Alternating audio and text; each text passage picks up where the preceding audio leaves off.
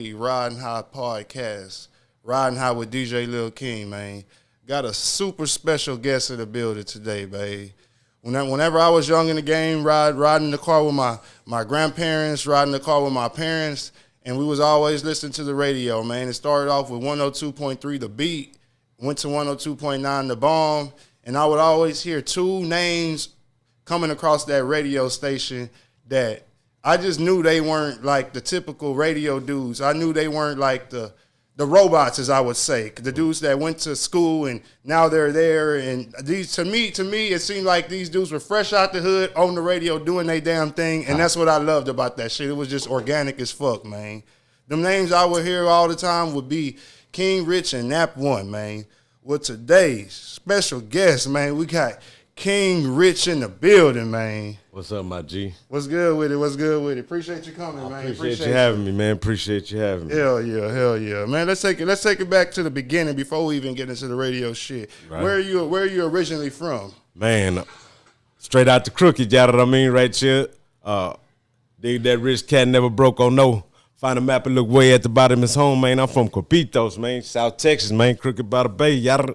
South City, man. Shit, what Greenwood, Corpus Christi, Rabbit Run. Yeah. Already. Greenwood, Corpus Christi, Rabbit Run, man. Yeah.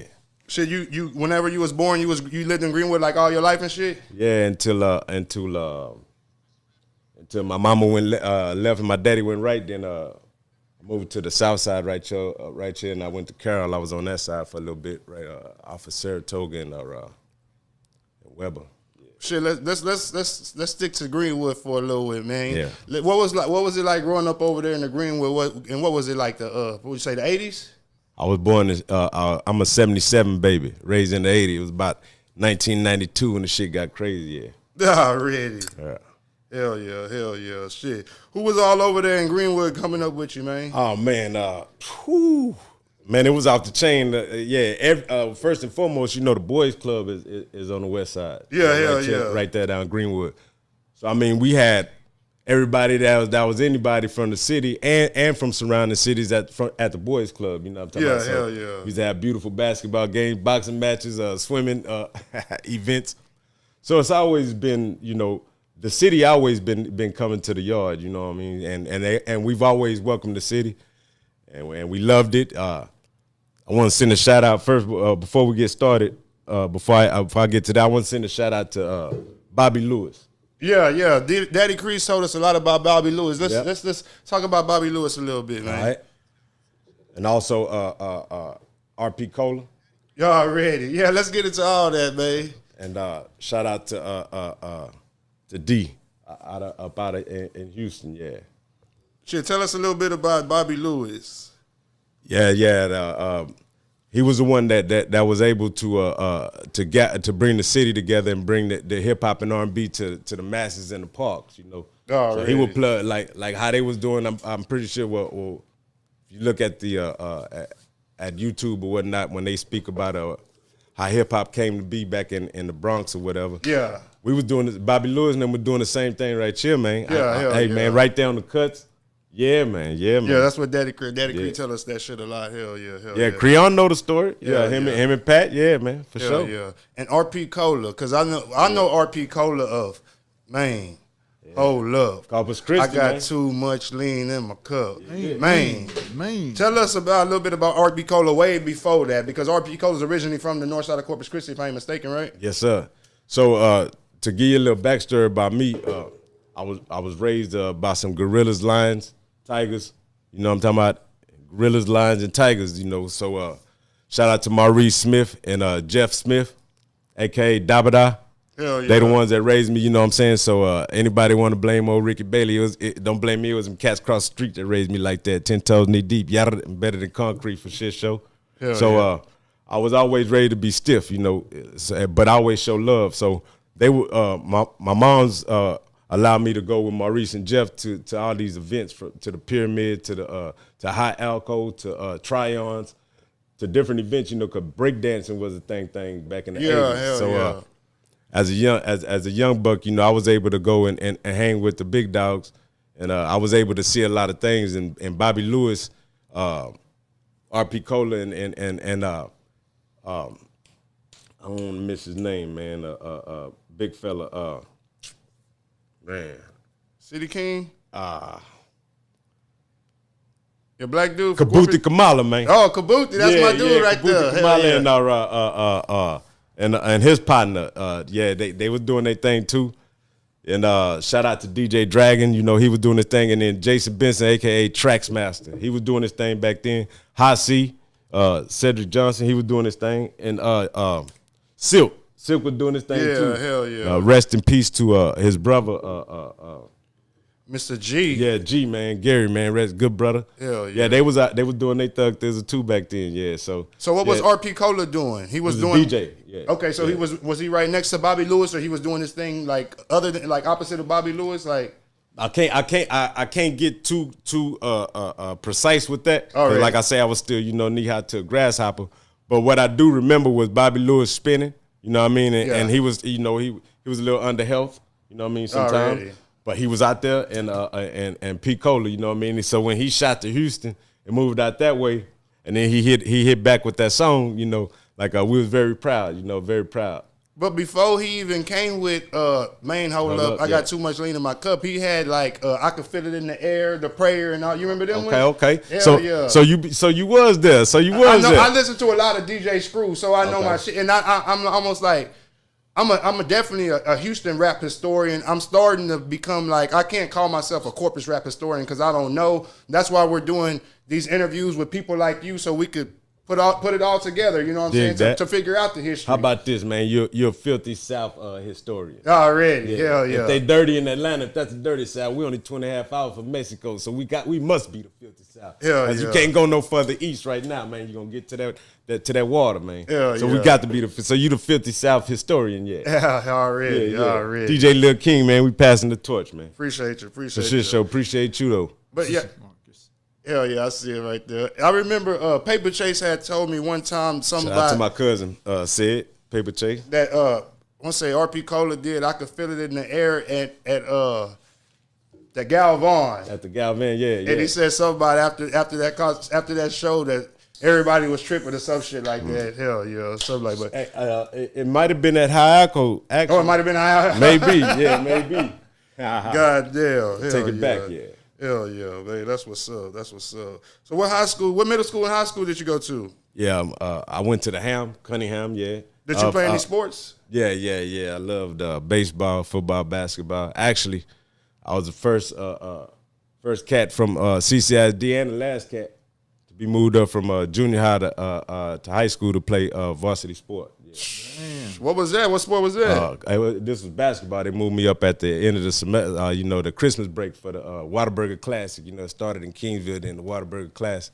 Yeah, they moved me up from the 8th grade to. So you go from playing 8th grade at Cunningham. I didn't even play basketball in junior high that time. They moved me up right at the break. God so basketball was getting ready to start. Yeah. My first love was baseball. Yeah, for sure. Yeah, that's what's up, man. Hell yeah. Man, so when does like the WoodBoyz and like all them like kind of like start to come together? Oh man, we always been there. We from Greenwood. Yeah. AKA Rabbit Run. Before it was Greenwood, Greenwood it was a gravel road. Before that it was called Rabbit Run when it was a dirt road. So yeah. So we were just staying true to where we was from, and the WoodBoyz, it sounded groovy. So we stuck with it, straight out of Greenwood, representing all the woods everywhere. So wood everywhere. Hell yeah. So the WoodBoyz was way before y'all even started rapping anything. That was just what y'all call yourselves like from the hood. Well, we was always Greenwood boys. But, when we needed a moniker, we needed a name for a group. It was only fitting, that we lace up the WoodBoyz, represent the Greenwood. Hell yeah, because Dapper Dawn was telling us something about they would have, like you were talking about the dance battles and the break dancing and stuff. Dapper Dawn was telling us about how like y'all would have like these badass breakdance battles and breakdance like competitions. And he was talking about. He told me to talk about one club in particular. He said it was a club inside Sunrise Mall called Club Soda, boy. Hey, say, Gotti, you roll for that, boy. You roll for that, boy. Yeah, it was Club Soda, man, in the mall. We had the wild dances on Saturday. Friday was the Club Soda. Damn. Wild dances Saturday in the skating ring. Damn. Yeah, so we would try to hit all three of them and make that $50 at each one. What was the skating rink? Like, what skating rink was y'all fucking? Out there towards right up Paul Jones. City Skates? Okay, it was City Skates back then, too. Damn, that's what's up. Hell yeah. God damn. So $50 for that dance contest. Club soda, $50, and then the wild, $50. So, yeah, J.R. Pettis, Romeo Barrera, his little brother John Barrera, Slowpoke, Marcus Poke. Yeah, man, we used to tear it up, man. We only lost one dance battle in all them years. Shout out to my little cousin Quincy Sims and that cheap move that they had to do to bring out the whole city from other places, South Carolina, they had to bring them. No, man, we just used to have big fun everywhere we went, man. Yeah. Hell yeah. Yeah, man, he took me back, man. Club soda. When did you like get into like hip hop and rapping of your own? Like I was raised in the church house right there down Greenwood in the big red brick building. St. John's. Yes, sir. So St. John Children Choir started right there. Already. Yeah. Shit. So what? Like y'all was just hanging around the hood, and somebody had bought like some equipment. Like how did you get your start? Okay, that's interesting. So DJ Dragon, Joy Dragon, man, rest in peace. He was my big brother's DJ back when he was 15, 16. Okay. Yeah. Who's your big brother? Jeffrey Smith, Dabada. Okay, bet.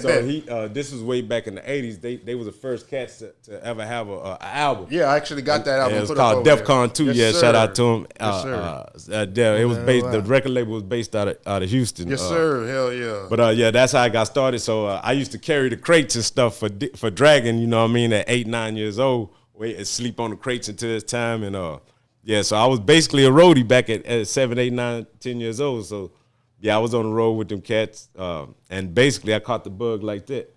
Damn. Got a great Pimp C story at the Yellow Rose too, man. When they, And this is as a kid or just man. We was about 13 years old, man. It was at the Yellow Rose. Dabada performing. He was opening up. It was called.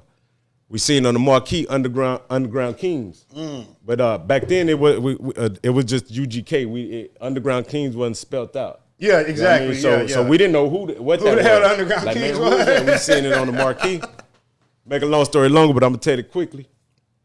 We backstage and me and Maestro Anthony Smith. I don't know if you know Maestro. Yeah. My little brother. I'm 2 days old. Already. Yeah, I'm the big brother. I'm the big twin. So. We backstage, we about 12, 13, and we asking these, man, who is Underground King? Cause Scarface and them there. Yeah, man, it was RP Cola was there. Damn. D Parker was there. He from Corpus too, but yeah, it was a couple of cats there, and so me and Maestro, we backstage it was the Yellow Rose at that time. We in the back. And a group of folks come in with some beautiful women and some little high yellow, loud talking country fella, and then some chunky fella walking behind him. Chunky fella wasn't saying nothing, so they come backstage. He say, "What's up, young player?" Say you want one of these tenders to give you? Say get a young player massage. Pimp C had his females give me. Yeah, I want a massage. So me and Maestro looking at each other like, man, yeah, it's going down. Still don't know what it is. You a teenager. Still don't. I'm 12, 13. Still don't know. We still don't know who this is. Cause like they ain't coming to I'm Pimp C. But way before internet, I wouldn't even knew his name. Cause we didn't even know the name was Pimp C and Bumpy back then. We just knew UGK. Oh, really? Right? Pocket Full of Stones. That's really the only. Really? It was back in it. This might have been one of their first shows ever. Tapes. Yeah. Wasn't even CDs. It was tapes. Being so close to Port Arthur, right? Yeah. Still in Texas. Yeah, man. So like I say, make a long story long, but I'm gonna tell it quickly. So they go. Dabada go on stage and come out, we grab him out, and then the headliner's getting ready to go on. They scream Underground Kings, and the first thing that pop on, I got a pocket full of stone. Man, I'm telling you, man, when I lost my noodle, man, I went crazy. Me and Maestro high-fiving each other. I thought I threw that little nigga off the stage, man, and grabbed him and picked it back, man. Man, we was so happy, man, to see who that was, boy. Woo! Because y'all knew the song, but y'all had we had no idea to the rappers. That's fucking we had no idea. No idea. So I'm like, man, can you believe UGK had that girl give me a massage? Man, that was the best thing since sliced bread, boy. I still feel groovy thinking about it right now. Rest easy, Pimp. Yeah, man. So I we had a I long feel history. it for you. That's live, Yeah. bro. That's some pimp shit, Man. straight up. That's a pimp story from a pimp. Man. Yeah, man. Truth tastes good to a belly full of lies, man. Did that rich cat, man. Check that resume, man. Hell yeah. It was a beautiful day, beautiful day. Hell yeah. So what was like was the first project that y'all put out like the one that like is on the internet right now?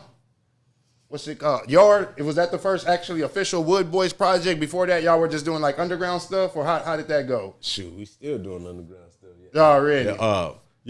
Basically that was the first time we wanted to actually put it, and like how we were speaking about earlier, how your setup is beautiful. You ain't cut no corners.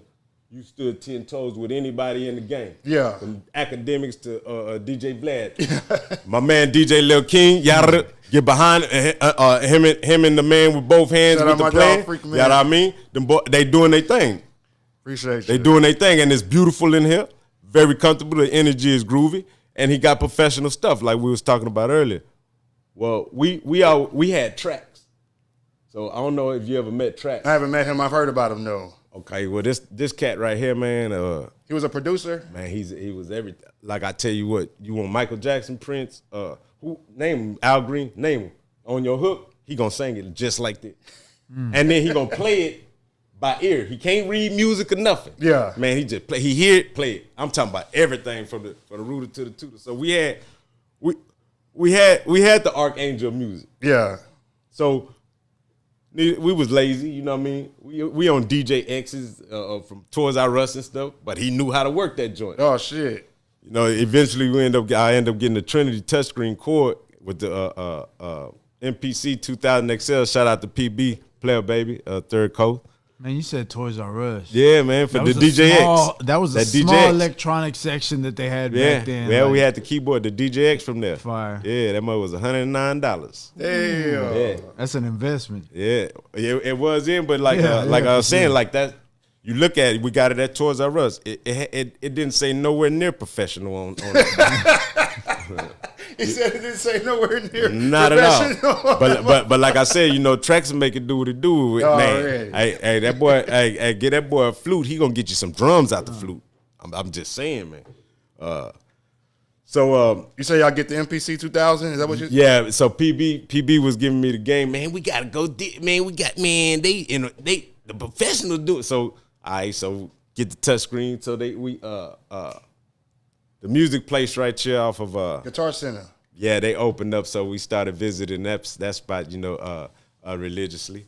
Picked up the Trinity touchscreen cord from there in the MPC 2000 XL, and that's when the production of Player Baby PB Soul Monster was born. Already. Yeah, so that's when we started actually sounding more professional.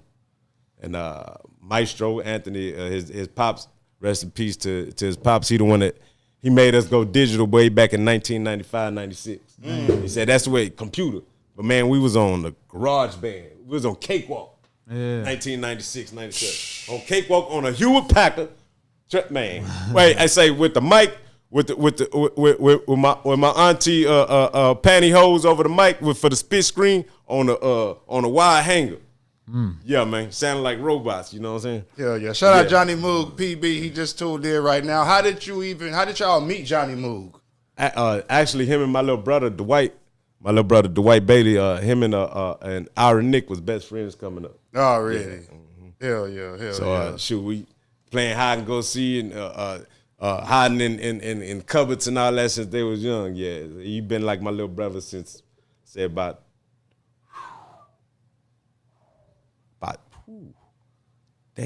35 years, man.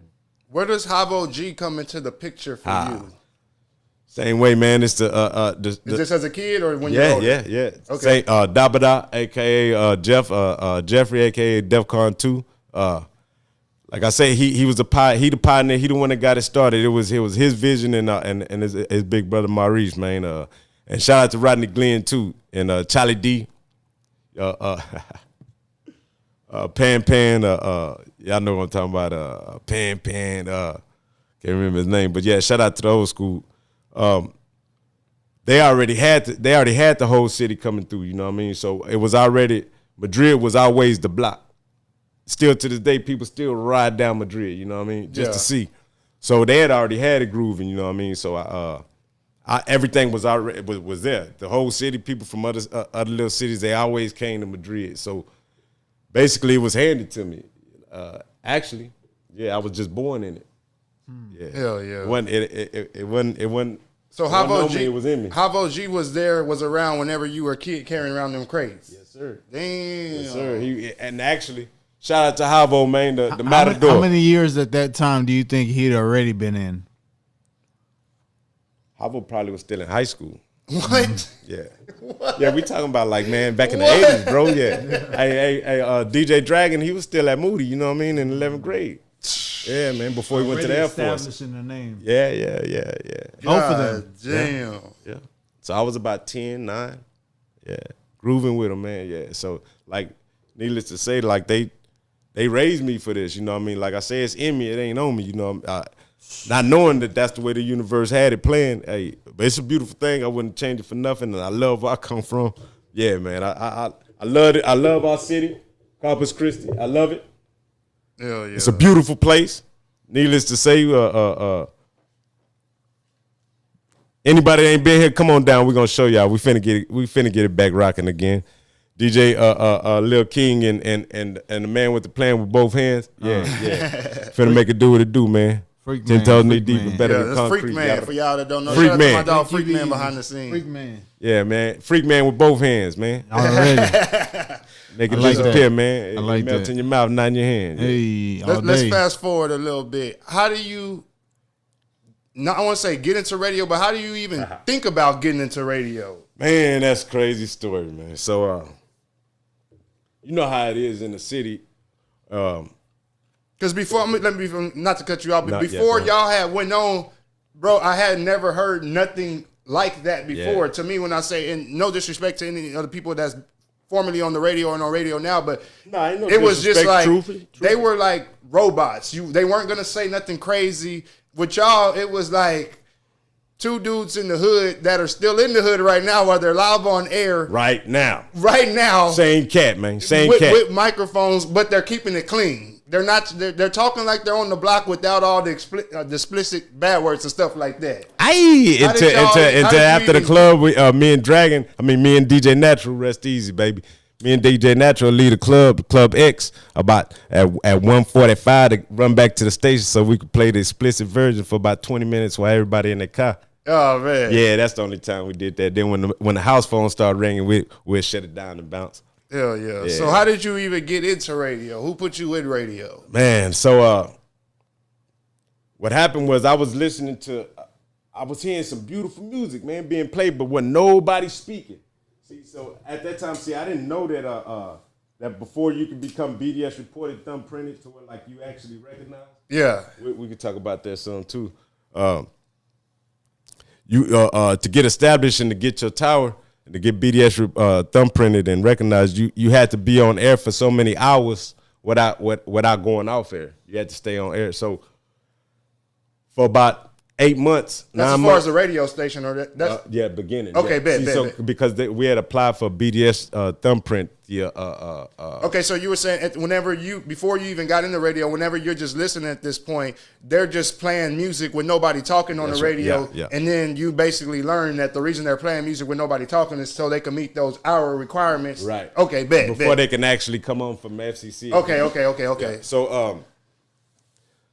So I'm steady listening in it, and I'm asking everybody around, say, man, y'all heard, what is it? Where is this play? Who is this? And you don't never hear nobody, so nobody really. What was the radio station? 102.3 The Beat. Already, I remember that one for the damn show. Let me see. You asked me to bring something, man. I had to go dig inside the old King Richie vault and bring it out, man. Yeah. Damn. 1998, baby. Still got it, yada. And it's proof, yada. I mean, truth tastes good to belly for the lie. Because you put syrup on shit, don't make it pancake. Hold it up there so they can see it. Don't hold that side open.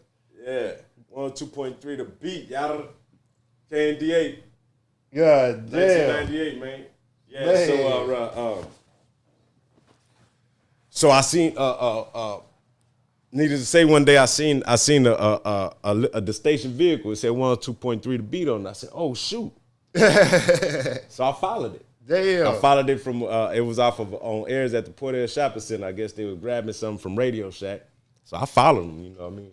I was in the 735i BMW with the gold BBS rims. I had the Tupac jewelry on. I mean, like the herringbone with the Turkish rope with the Versace. Man, I was looking like every bit of Nino Brown. So and my name, you know, Ricky Bailey, that name, you know, it was synonymous with say, man, not playing. I mean, truth is, you know, wasn't playing.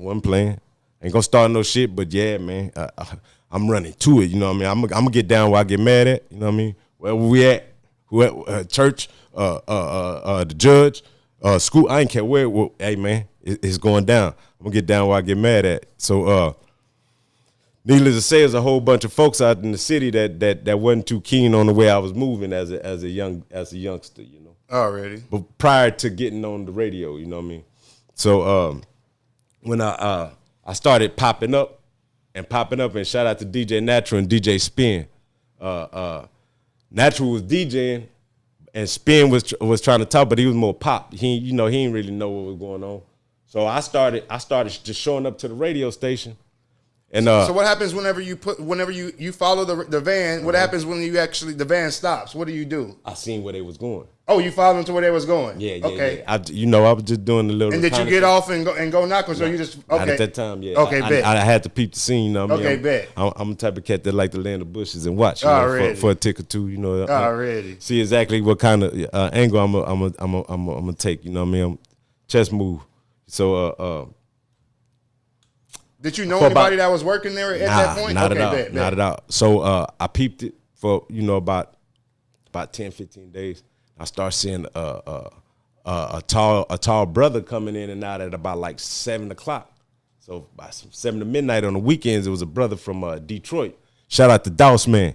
Douse Man, the Douse. Shout out to Douse Man if you're out there somewhere, man, out of Detroit, man. Shout out to him, man. Oh, really? So not to put all the business out there, you know what I'm saying, but he had a couple of vices, you know, and his female worked in the entertainment industry with my son's mother. And so they was looking for something, you know, in our city, you know what I mean, herbal spices. And they linked me up with him. And so it wasn't even you catching him out. It wasn't even you caught him out walking out the radio station one day. Just you end up connecting with him on some whole nother level. Both ways. I had been watching him. Yeah. And then it just so happened that when I was picking up my son's mother from work, she like, oh girl, dude. Some people, they had just moved down from Detroit. Yeah. And she was working as an entertainer.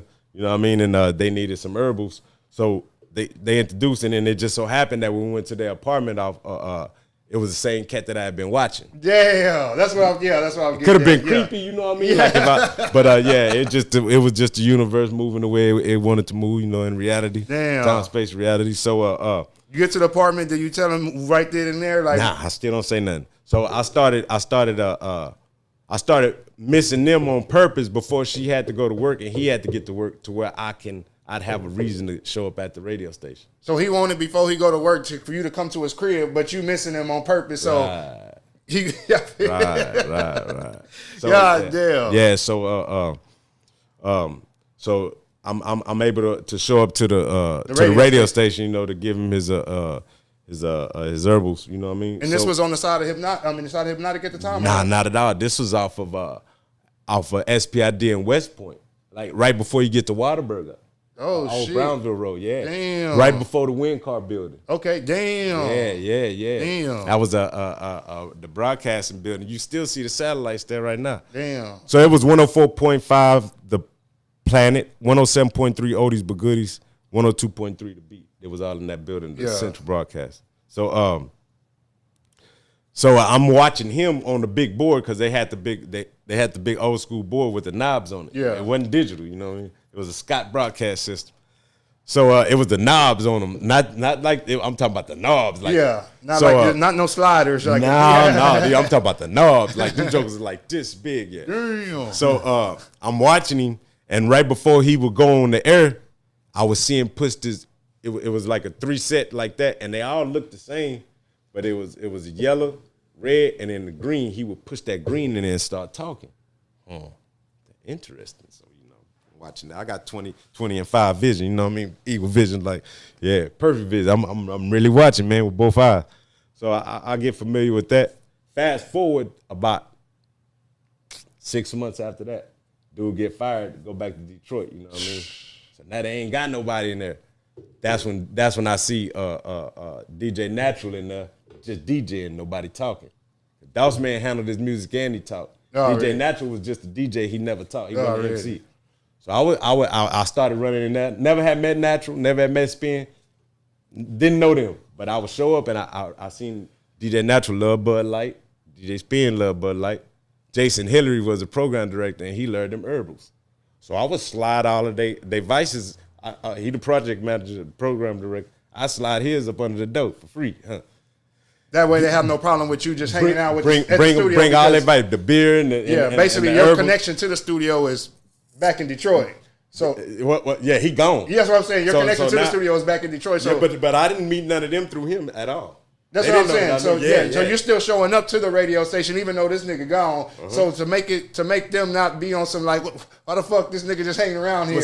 Well, I had been watching them. Been watching them. Yeah. Now they came in after Doss Man, but they would be coming, as Doss Man would be leaving, they would be coming in. But so I would never be there at that time, so they would never see me like that. But I always seen them. Already. You know what I mean? Already. I like to be in the bushes and be watching, man. So I'll be adjacent, catty corner, So DJ Natural, he DJing, but Spin, he talking about some crazy stuff, and I would show up about 15 minutes before they shift would start, hanging out, because I knew one day DJ Spin wasn't gonna show up, he gonna be late. DJ Spin was the MC? He trying to be, yeah. Okay, he didn't want to be, but he was the end to it. He knew the connections. He the one that got DJ Natural in there. Okay. And then so now Natural mad because he needs somebody to talk. And he ain't liking what old boy doing. And so, I'm seeing this. And I'm like, yeah, just, boy, all they got to do is crack that dope and give me a tick, boy. So about by that Thursday, 4 days straight, going. Old Spin was about 10 minutes late. You got to open up at 7 o'clock. Exact, because you got to play the station identification. Precise. Down into the second. You got to play that station identification and get it going and crack that. So he was like, "Hey, you think you could talk?" DJ Naturally said, "Hey, Rick, you think you talk?"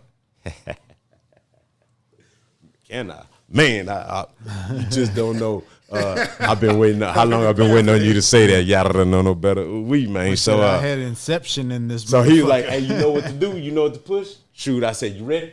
Yeah, you ready? He said, yeah. Hit that station identification. Shoot, he ain't tell me nothing. I'm on a Scott Simpson touchscreen. Bomb, fired that joke off. Man is going down, and just went at it, you know what I mean? But I never said my name. Never said my name, because I knew that if I said my name, they was gonna be hating. They're gonna be calling in during the day, telling them, "Oh, you got this, yada in your building, and he's this, that, and the third, man." Yeah. So, and to check my DNA, my bloodline, my resume, my grandmother's grandfather is John Wesley Hardin. So, if y'all look him up, Google him, it'll tell you who he is. Yeah. Can you give us an example, like the way you were just about to do, of what you did that first time you got on the air? Oh man, so yeah, I just went in and like, man, what's happening with it? So man, we doing the damn thing, and I always. See, back in the day when hip hop first started, I thought Eric B was the shit. I ain't know who the fuck Rakim was. It was always the DJ. So I'm bigging up my DJs. So I would never say my name. So I'm always bigging them up, not knowing the whole time the owners is listening. Oh shit! They listening. Because we come in at 7 from 7 to midnight. The office hours closed, business hours closed. So not knowing the whole time them cats is listening, right? But we doing pretty good. And 2 days after that, they popped up on us. You know what I mean? And, it smelled like like Bob Marley was in there with us. You know what I'm talking about? I mean, we had that building on rocking, bro. Man, it was like, herbals. Man, the owner come up out from there. After hours like a motherfucker. Yeah, man, they come up out from there through the front, through the business house, because it be locked. And we heard that door crack. Oh, man, I just knew I was, sneaking in, you know what I mean? I never thought, you know what I mean? So I figured it's over, you know. Hey, it was fun while it lasted. I got in there, I did it, yada. Hey, and everybody that knew me, they knew it was me. So, man, by the blessings of the universe, man, old buddy say, yeah, we been listening to you. You thought you was getting away with something? I like, just don't call the police. I ain't took nothing. I mean, all that weed that y'all smoked, that was mine, but it ain't here no more. I smoked it all. They didn't have nothing to do with it. They was like, nah. You want a job? For shit, yeah, I want a job. What you mean a job? A job, me? Old Ricky Bailey, you gonna give old Ricky Bailey a job? Man, for real? Oh, man. What you want me to do? They say, can you handle the weekends, weekend warriors, send them in? I said, shit, can I? Yeah, I can. See, growing up, my mother always told me I was a king. Always told me to stand 10 toes knee deep. It's always going to be somebody hating on you. That's when you know you're doing something right. If they ain't hating on you or they ain't talking about you, something ain't right. So, needless to say, she instilled it inside me. I'm a king. They going to talk about you. That's when you know you're doing something right. When they stop, you're doing something wrong, you need to adjust. Get back to what you're doing, boy. You're doing something wrong. Left foot in front of the right one. So my mother always told me I was a king. So and my name is Richard Wayne. Richard. So King Rich is chop that Richard and my daddy. I'm junior, so my dad called my dad Rich. So yeah, I got that Rich and then King. So yeah, King Rich. That's where the name came from. Yeah. Already, hell yeah. So, still didn't want to say Ricky Bailey, man. How soon after you get hired? Because you basically say you was up there for 2 days you did it for 2 days. Monday, straight. Tuesday, Wednesday, Thursday is when we got caught. And they hired me for the weekend. So Friday, Saturday, Sundays, 7 to midnight. So how soon after you get hired on the spot, how soon are you on the air? The next day. What? Yeah. That Friday. Yeah. They didn't try to put you through no formal training? Man, I still ain't had no formal training. Hey, listen, man, let me tell y'all something. Freestyle, Nobody taught me how to do radio. Still to this day, I don't know the conventional way to do. I didn't know I was doing the clock right and these segments to break the hour down into 15-minute segments and then do this and that. Yeah, man, we put all that together on our own.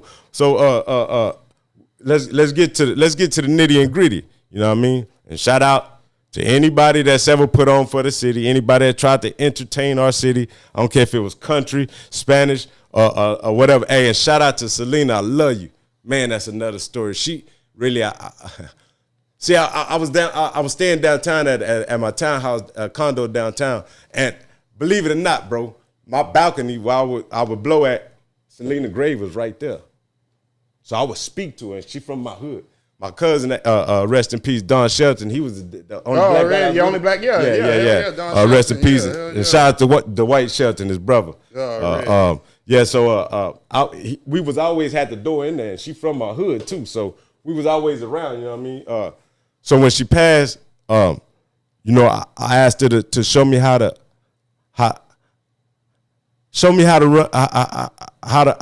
make sure our city is right, respected, and how can I get the city to love me the right way, and how can I do the right thing? Say, bro, 2 days later, I was on the radio, bro. As God is my witness, man, energy, universe, man, the cosmos, man, and bugs and the taquaches under the house. Everybody that was there that heard it and witnessed it, man. Yeah, man, they'll tell you, man. So you get the 2 days later, man. Your first day on air, officially on air, is what, on a Saturday?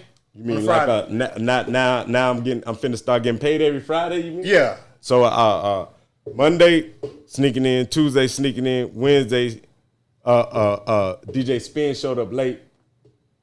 Got on there. Thursday on there. The owners show up. Yeah. Friday, I'm on as my own show, 7 to midnight, Weekend Warrior. So this is not King Richard's Castle. This is not DJ Natural DJing and you're hosting. This is your own radio show where you're King Rich, baby, the King's Castle. Welcome to King's Castle. Throw him to the dungeon. I had with the Woodman, had Kevin Kamas. Yeah, I had characters. I had Grandma Wood. I had characters, you know what I mean? Like, yeah, that's my wood, baby. Shit. Yeah. You ladies had a not so fresh feeling lately. Let me let you talk to Grandma Wood. She say, yeah. Wash your ass. That's what my sister did. Thank you. Yeah. Grandma Wood tell you wash your ass. I had Capital Commerce, the Bedcore, yeah, the Wood man, yeah, man. We just had big fun, man, big fun. And then shout out to Mr. Mike. He was that's right before Texas 2000, right when he getting ready to sign with Priority, so he recording his music. And him and Nap, shout out to Tyrus. Keep your head up, bro. You know, they come back. We have been creating music together, and so I grab Nap by the shirt tail, man, and slide him in, you know what I mean? So got him in, so now he doing the morning shows, you know what I mean? Okay, hold up. Who is Nap One? Because Nap One is a name that's just as synonymous as King Rich. Yeah. It's like whenever you would hear Nap One, it was Nap One and King Rich, or King Rich and Nap One. And a lot of people thought I was Nap One because Nap not from the city, Nap from New Orleans. Okay. And he was in the military, you know what I mean? I got introduced to him. Shout out to Rodney Glenn. Herman, that plug right there. That's my OG Big Dog Rodney Glenn. We had Big Dog Productions, and him and Napa, they was cool peoples. And actually, Mr. Mike before he went to go sign with Suave House, his name was Mick Boo. Okay. So he was with Dabada and Trax and Dragon and all of them, you know what I mean, in the hood, trying to make some music before he moved out, before he left. So when he came back, I had already, you know what I mean, and his first wife, you know, she from my hood, like a cousin, you know what I mean. So needless to say, so when he come back and he trying to do that Texas 2000, and Nap is, I pull him, so we trying to, you know, put a little squad together, and yeah, man, it's a beautiful thing, man. Thinking back, man, golly, man. Shout out to Mix, man. Rest easy, man. DJ Mix. Love you, man. Another good brother, man. A lot of us. So back to your to answer your question, yeah, Nap come from out of New Orleans. And so we would do little shows here and there. We would do little things, and from Johnny Land to whatnot. And so people thought I was Nap One. Okay. Because I would always wear a mask, like the mask, you know what I mean, with the mouth. So you never see my face. Never. Okay. Even when I was doing background for Mr. Mike, you never see my face. And that was because, you know, sometimes I would do shows for Z95 as a thing, you know what I mean, and 102.9, you know. Shout out to Jesse, you know what I mean. Shout out to Lil Rich and Pat. Yeah, shout out to 102.9, the Bond family. You know, he wasn't too keen in that. He wanted to run that like it was the mob, you know what I'm saying? Like, nah, man, that's the enemy. I'm like, nah, man, I ain't got no enemies. Nah, man, I love everybody like that, man. Nah, I'm not finna be fighting over no radio, y'all. God damn. I'm from Greenwood, the Crooked Christian, man, Rabbit Run, man. Do you remember, who was your first, or if not your first, do you remember some of the first people that maybe came in town from out of town that you got to interview? Oh, man, yeah, man. Oh, well, let's get to it. Yeah, we finna run through this shit, man. I ain't got nothing but time. Shit, it's 12:10 shit. We could go about shout out to Michael 5000 Watts, Archie Lee, Lil Mario, Slim Thug. Swisher House. Yeah, it was before it was even Swish House. It was just Michael 5000 Watts. Slim Thug had on a black T-shirt. Lil Mario, his braids went all the way in. Needless to say, you know what I'm saying, they was just getting started. So, you know, Michael 5000 Watts bring him down. I let him. He DJing on my show. I'm hosting, and then me, Archie Lee, Lil Mario, Slim Thug, we rapping. You know what I mean? Man, that tape is somewhere. And this is on 102.3 The Beat. Yeah, man. So on tape with you rapping with Lil Mario and Slim Thug, and Archie Lee, with Watts DJing, it's somewhere out there. Yeah, man, 1999. Yep. So I take them to the mall afterwards, and hey. And this some real shit, man. Truth tastes good to bed for law. Just because you put syrup on shit don't make it pancake, man. I'm here to tell facts, and that's just what it is. Michael 5000 Watts was the only one with paper. So I seen them cats come from, like, and let's get this real. Let's get this really, really real. Say, and check my facts, man. Check it, man. I'll wait. Google it. Do what you got to do. I'll wait. Well, nobody getting played in their own city.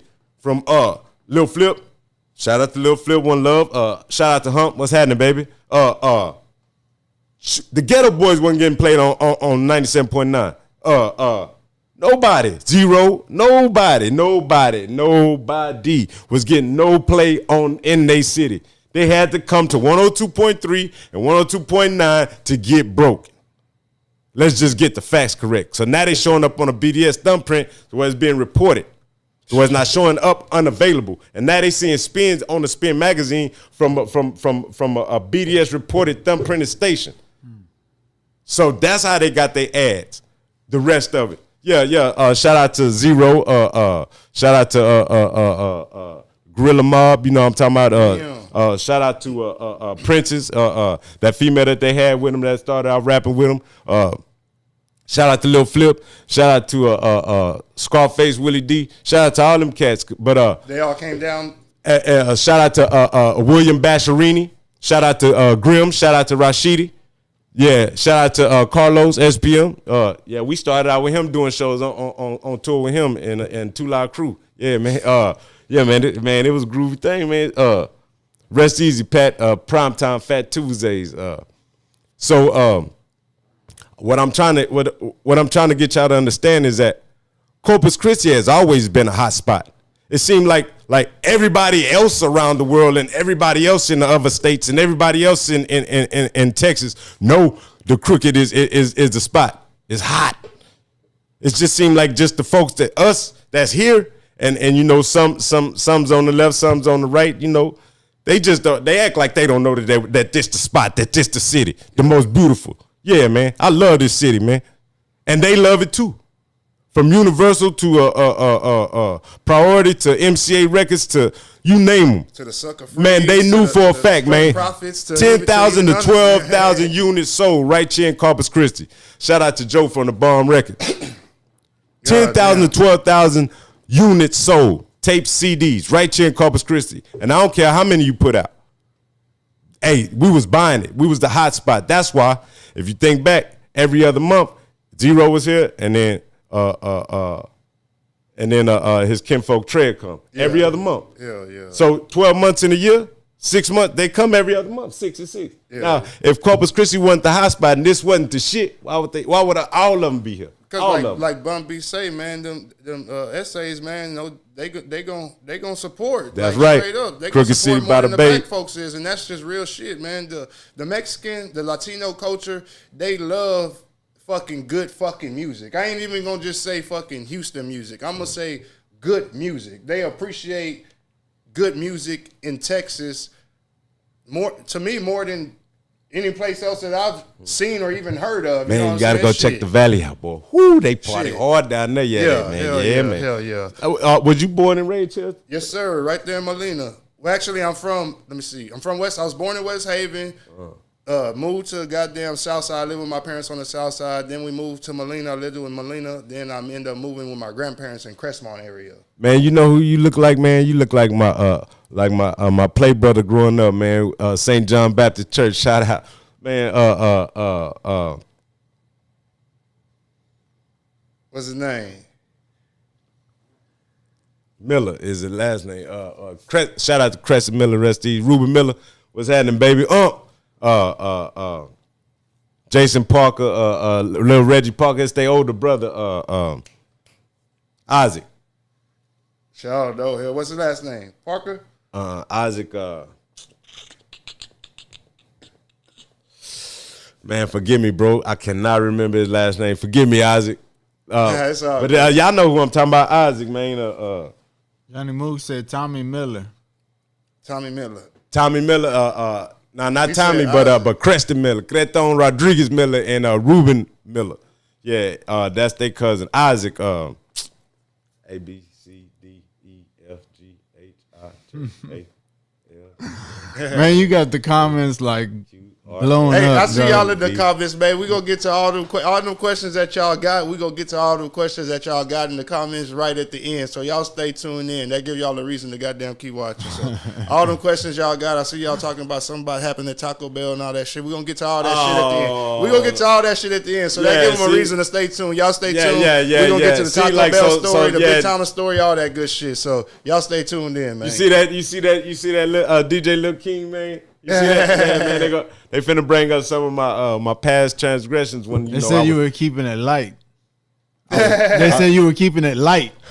Keeping it light? Yeah. Like you wasn't giving us the real details and shit like that. Say, man, we'll I come in into peace, that. man. We'll It's a family show, man. It's a family show, man. We'll get down to the nitty gritty shit. Let's just get through it, and then we'll get to all the questions, because I see they got a bunch of questions. Shout out to Lloyd Freight Trade Listener. Shout out to everybody tuned in. Dojo. Shout out Johnny Moose. Shout out Bino. I think we got Marcus Lavelle. Yep.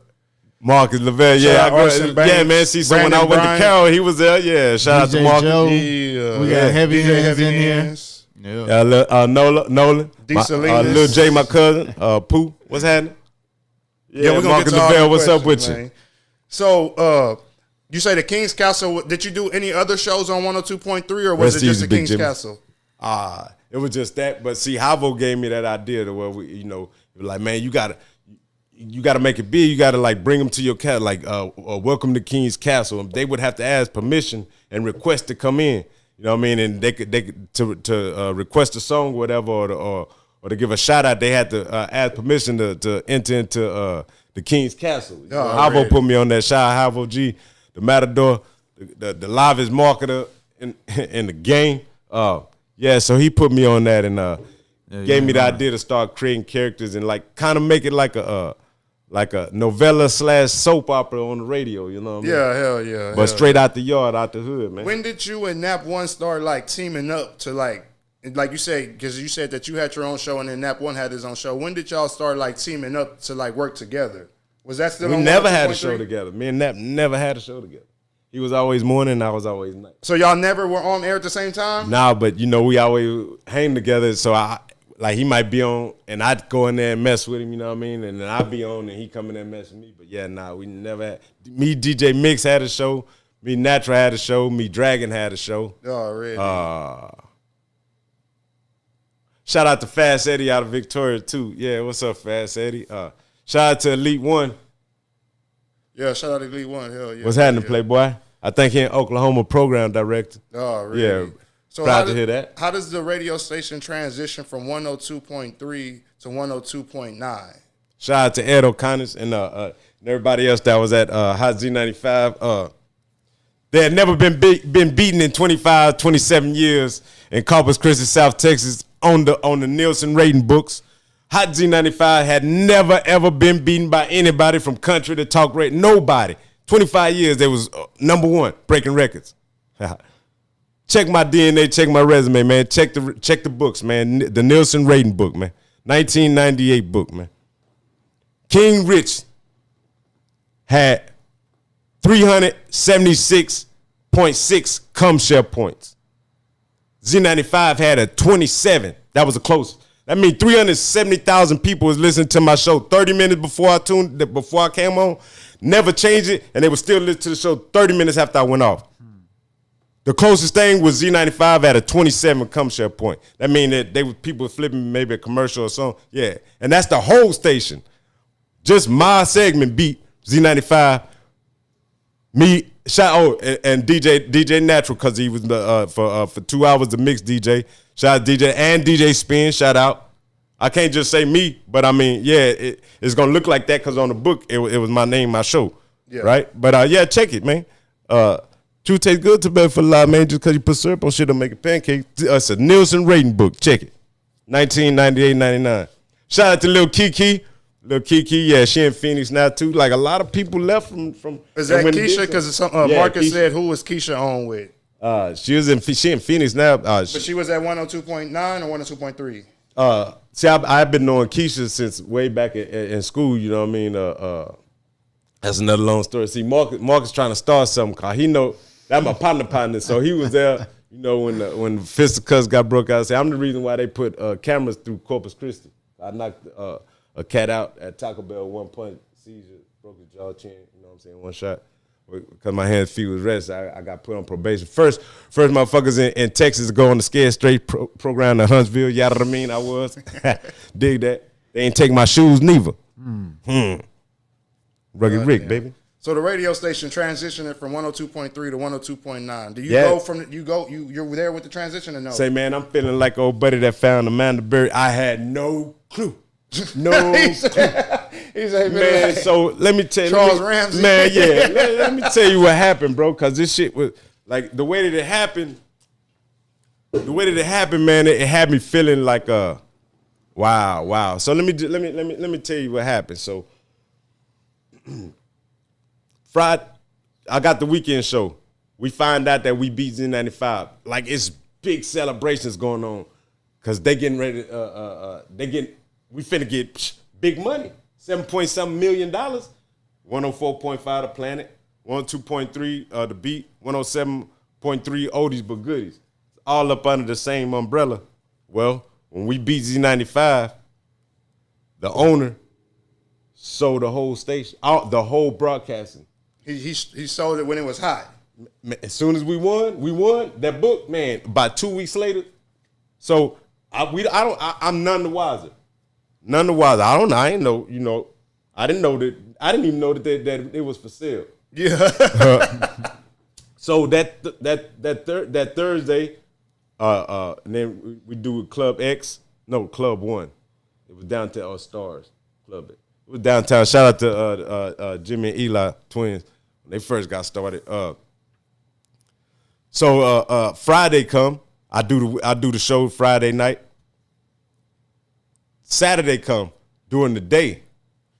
So at about like 9 o'clock, my show started at 7 p.m. So about 9 o'clock, Jason Hillary, shout out Jason Hillary, he was a project man, program director.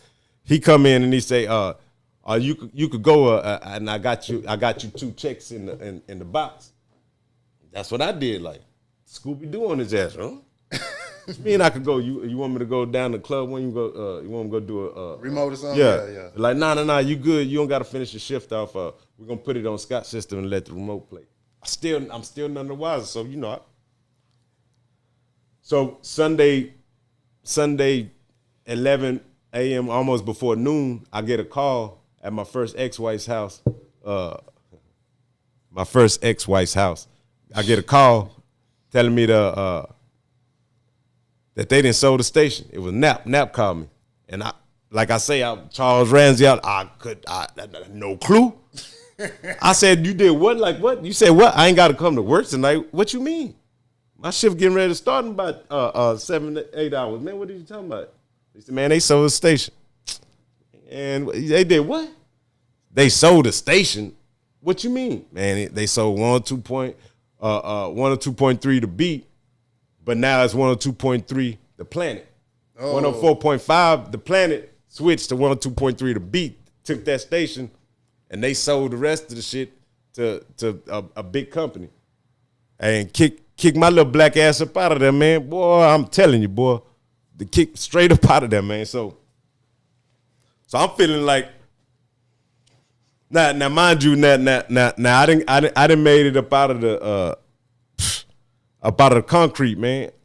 I done made it up out the concrete, man. Rebuilt your name a little bit. Man, you know, doing groovy things. I ain't out there cutting up. I ain't out there tearing the town up. I ain't out there just not giving a fuck. Because that used to be my motto. I don't give a fuck. That's another story, you know what I mean? I tell that it'll be a good story for the youngsters coming up. But that was my motto. But then I started caring.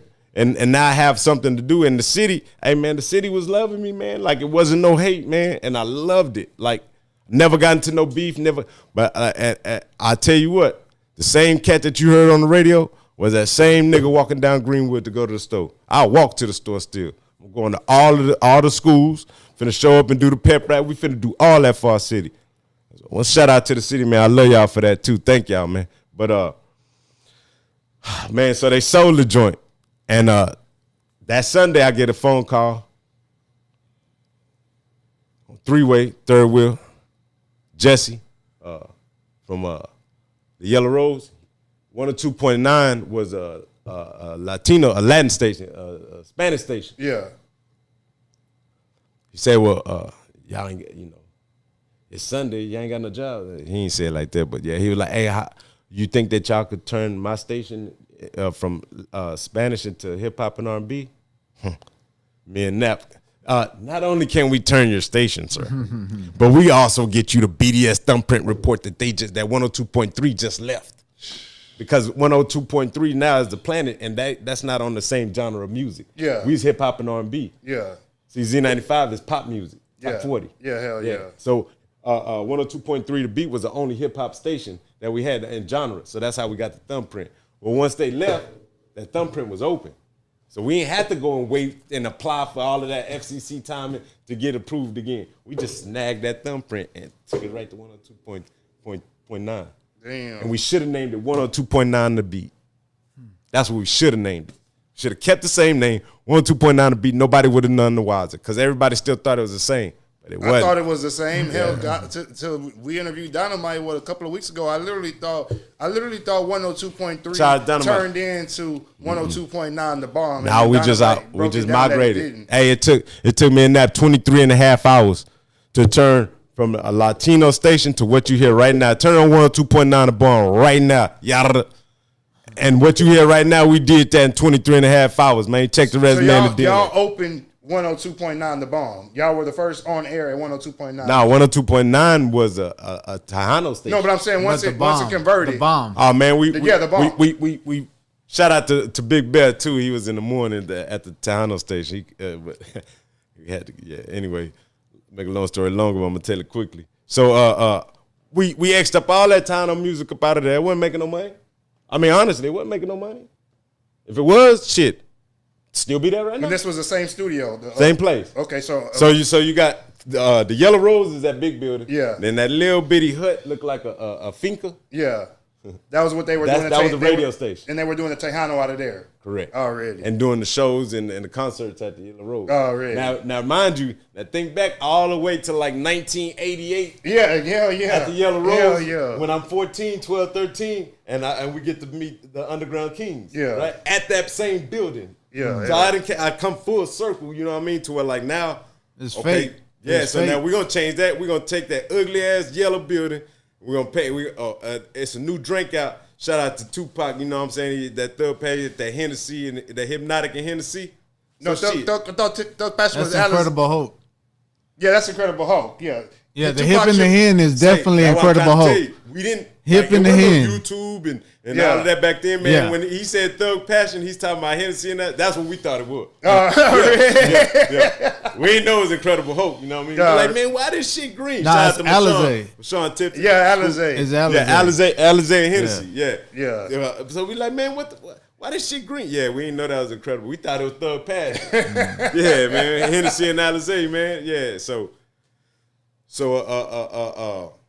you say it's a new hot it drink was Hennessy and Alizé, and then they came out with a new drink that mixed the Hennessy and Alizé, and it was called Hypnotic. So we painted the Yellow Rose the color of the drink Hypnotic and named it Hypnotic, and that's where that name came from. Y'all don't know no better. So that was from transitioning from Yellow Rose being more of like a Tejano venue, or just a venue for concerts, or like Circle K. I remember, but it was like Circle all K, in. It was like all in like the same thing because it was like he had the Tejano radio station and the Tejano venue right next to the fucking. Even though he did multiple things at the Yellow Rose, it was like perfect because he had the Tejano radio station right next. So now that we're transitioning to a fucking hip hop radio station, it only makes sense to change it to a cool hip hop name. But it wasn't that easy. It wasn't that easy. It didn't make that much sense to him yet. Oh, you know shit. Like, okay. So we played around with it, you know what I mean, through a couple of things, you know what I mean? Then he started, I mean, I want y'all to really think back to the time that we talking about. We talking about 1998, 1999, yada, leading into the 2000s, right? Hip hop and R&B was not none of that, man. You see it everywhere now. Hey, man, hip hop. Let me tell you, rap music was the devil. That shit was man. Man, your peoples looked at you crazy. I mean, everybody now, let alone other genres and other races of folks, and that jungle music, But turn on the TV today, a Skittles commercial got hip hop on it. Yeah, it came a long way. But we ain't talking about this time. We talking about way back. Might as well been black and white, man. It was not a thing, man, at all. That shit was frowned upon, bro. Yeah, we fought for this shit. And nobody in the city, no place was playing hip hop and R&B for the whole segment until we tore Z95 ass up with that plan, with that model, with that the way that we attacked it like that, tore that ass up. And now look at him. Hey, hip hop and R&B, man. Proof is in the pudding, man. Yeah. So you get the job at 102.9 The Bomb. What do you get your own show? Yeah. And what do you name that show? Man, by then, you know what I mean. By then it was so throwed off, you know what I mean. We moving groove, you know what I mean. And I'm dealing with a couple of cats up out of BMF at that time too. So shoot, man, we doing big thing. I really wasn't tripping on those shows because now the city know who I am. I ain't got to hide. They could know that this Ricky Bailey. I ain't got to wear no mask or nothing. My mama proud of me. My daddy proud of me. All my children's proud of me. Shout out to all my kids and my grandkids. Yada. Third phase of my plan anyway. Yeah, so folks proud of me, you know what I mean? I ain't not that cutting up. My grandma proud of me, you know what I'm talking about? The school, I get to go back to Moody, Carroll, Cunningham. I get to go back to all these schools, do the pep rally and stuff, man. The kids is loving it. So I get to start throwing teen shows. Yeah. At Tequila Boom and in the mall, and yeah, man. So we started doing it right, man. And the city was loving it. The city was loving me. So I felt great, man. For the first time I could breathe, man, because I had went through life. My whole life had changed abruptly at 12, 13 years old. Yeah. So that's why I say I turned to my heart, there wasn't nothing. So it wasn't no love, it wasn't no nothing. I was just like, yeah, man. I was terrible, man. Tell us about earlier. You were saying, tell us about the time you got to meet DJ Screw. Oh man, shout out to Screw, man. Was that with the radio station? Yeah, man. So it's at 102.3 The Beat. 102.3. Yeah. He DJ'd in, and he got a show at the Yellow Rose that night. So he DJ'd on the radio station. Yeah, and he DJ'd at the Yellow Rose. What the hell? So I'm watching this cat, man. And I'm watching him. Did you know who he was? Did Jesse say oh, DJ Screw's coming down? Yeah, they was great tapes, baby. Really? Great tape, yeah. Really? Yeah, man. Yeah. So whenever Jesse tells you, hey, this DJ Screw's coming down, you Jesse wasn't Jesse, nah. I mean, not Jesse, the other people from 102. They tell y'all that DJ Screw's coming. Are you like, man, you think them Jewish Orientals knew anything? I mean, Jewish Europeans knew anything about DJ Screw? Archie Lee? No. Hey man, say and shout out to old buddy of 97.9 Mad Hatter? Yeah, the Mad Hatter. He wasn't playing. Yeah. He was coming down here getting his music played with us. Oh shit! And anybody know the Center Theater? Yeah, man. We used to do big shows at the Center Theater. Yeah, man. Man. It used to go down. Old. So yeah, so Corpus was the hot spot, man. For shit show, man. I'm telling you, check it. Check it, man. Check the red, man. Corpus is the hot spot still. Still to this day, we are still big consumers of music and of entertainment. Already. Yeah, Heavy Hands comment. So let's remember what we it ain't where you from, it's where you at, man. Say, look here, dig that rich cat. We ain't never broke for long. Find a map and look way at the bottom of his home. Where you from? Go to Pitos. My yates and estes, man, ready to spray. Yeah, Heavy Hand saying Chicano Negro, baby. When I say I met DJ Screw, this is when. So tell us the story, man. All right, so you know, he do like an hour and a half segment at 102.3, like from 9 to 10. He get from 8 to 9, 9 and a half, go set up at the Yellow Rose. I'm watching him. But see, like, he really didn't do his tricks at 102.3 because all his other stuff was set up, you know, with his turntables and all his crates. Yeah. So he only had like one crate because he knew he was only going to do probably about 12, 13 songs at the station. So, you know me, man, I got both eyes, man. I'm watching because this the great Screw, man. I mean, this man created his own genre. Frequency, man. Yeah. This man created his own frequency and vibration and doggone pitch. What else you want to call it? The octaves. He created his own octave, man. Slowed the music down and put the yap on the chop. What Rose said, it ain't Screw if it ain't chop. Yeah, man. But Shout out to Michael 5000 Watt because he ain't call it stuff screwed. He called it, Swisher tapes at first. Yeah, man. Okay. Yeah, that was a big thing too because they ain't know what to do in it. Yeah. Southside, we were just talking about that earlier. Like right when I walked in the door, like the whole he had his own thing. Like all respect to Screw forever. Man, I'm telling you, bro. Like Watts, he did his own thing. Like the same way somebody would sing after the first rapper. Whoever rapped after that, was they a copycat? Was they a? Shout out to Michael 5000 Watts. And Swiss House. And buddying them up out of Dixon them. D-Red. Power, Rick yeah. Shop. Shout out to Dixon them and his brother.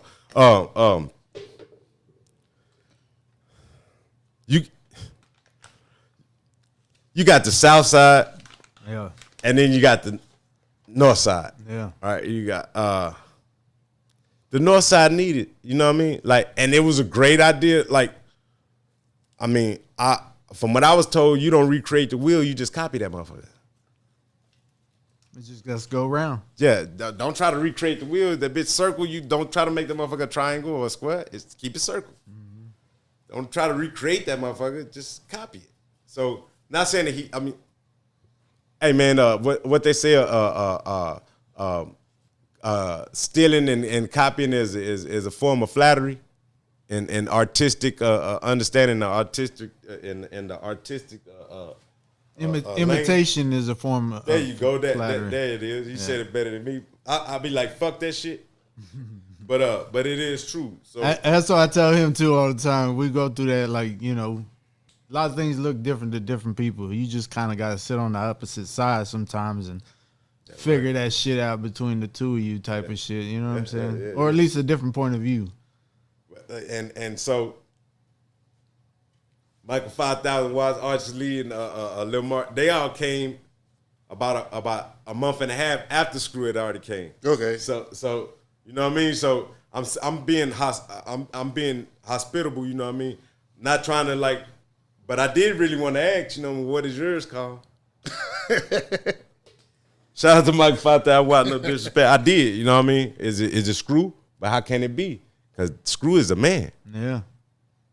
It just so happened that man, a whole genre is that man, Greater than and see, like I'm saying, this was way back that was yonder year, way back in the day, man, for you youngsters, man. Like, we went a long way, man. When South Side of Houston and North Side ain't getting along. What year would you put this at for you? 98. End of 98, October, November 98, leading into 99, yeah. So you say Screw does the radio station, he does an hour at the radio it's station. 98, Screw do this state. Then he go to Yellow Road, and I'm watching him. Now, you gotta remember, like, I'm on his hip. Yeah. From the station to that, but not noticeably. Are you hosting these shows? Are you hosting these shows too? No, I'm not. No, I'm not hosting nothing over here at the Yellow Road. Somebody else had through the show. Okay. And paid. Hey, it might have been big boy from the North Side and shout out to Lil Flip looking like back in the day. Big B Lamar. Yeah, he know the story. Shout out to Lamar, man, back in the day. Yeah, we're gonna go to the valley with it. Neither here nor there, but his big cousin, man, Beasley, Big B. I think he the one that brought Screw down, if I'm not mistaken. Back in 1998. Say Big B Beasley, man, let me know if I'm right or wrong. Duck will know too.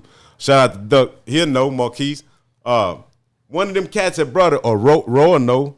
Or it could have been my cousin Q and them, Bo Quincy. Shout out to Rest Easy, Q, what's up, Bo? Like all of them, they had a hellified brotherhood, a hellified love over there. So it could have been all of them brought them down. Yeah. Who knows, you know what I mean? But I know they put on for the city, you know what I'm saying? North Side, the Cuts, Big B, Q Williams, Bo Williams, LaDan. Yeah, they put on for the city back then in 98. Damn. Yeah. So how does the show go at the Yellow Rose? So I'm watching him. And so, I'm watching it and I'm listening to the music and I know about trademark, copyright infringement, circa 1977, all that there. And I'm like, man, how in the world is he not getting hit? Yeah. So, I inquire. Say screw.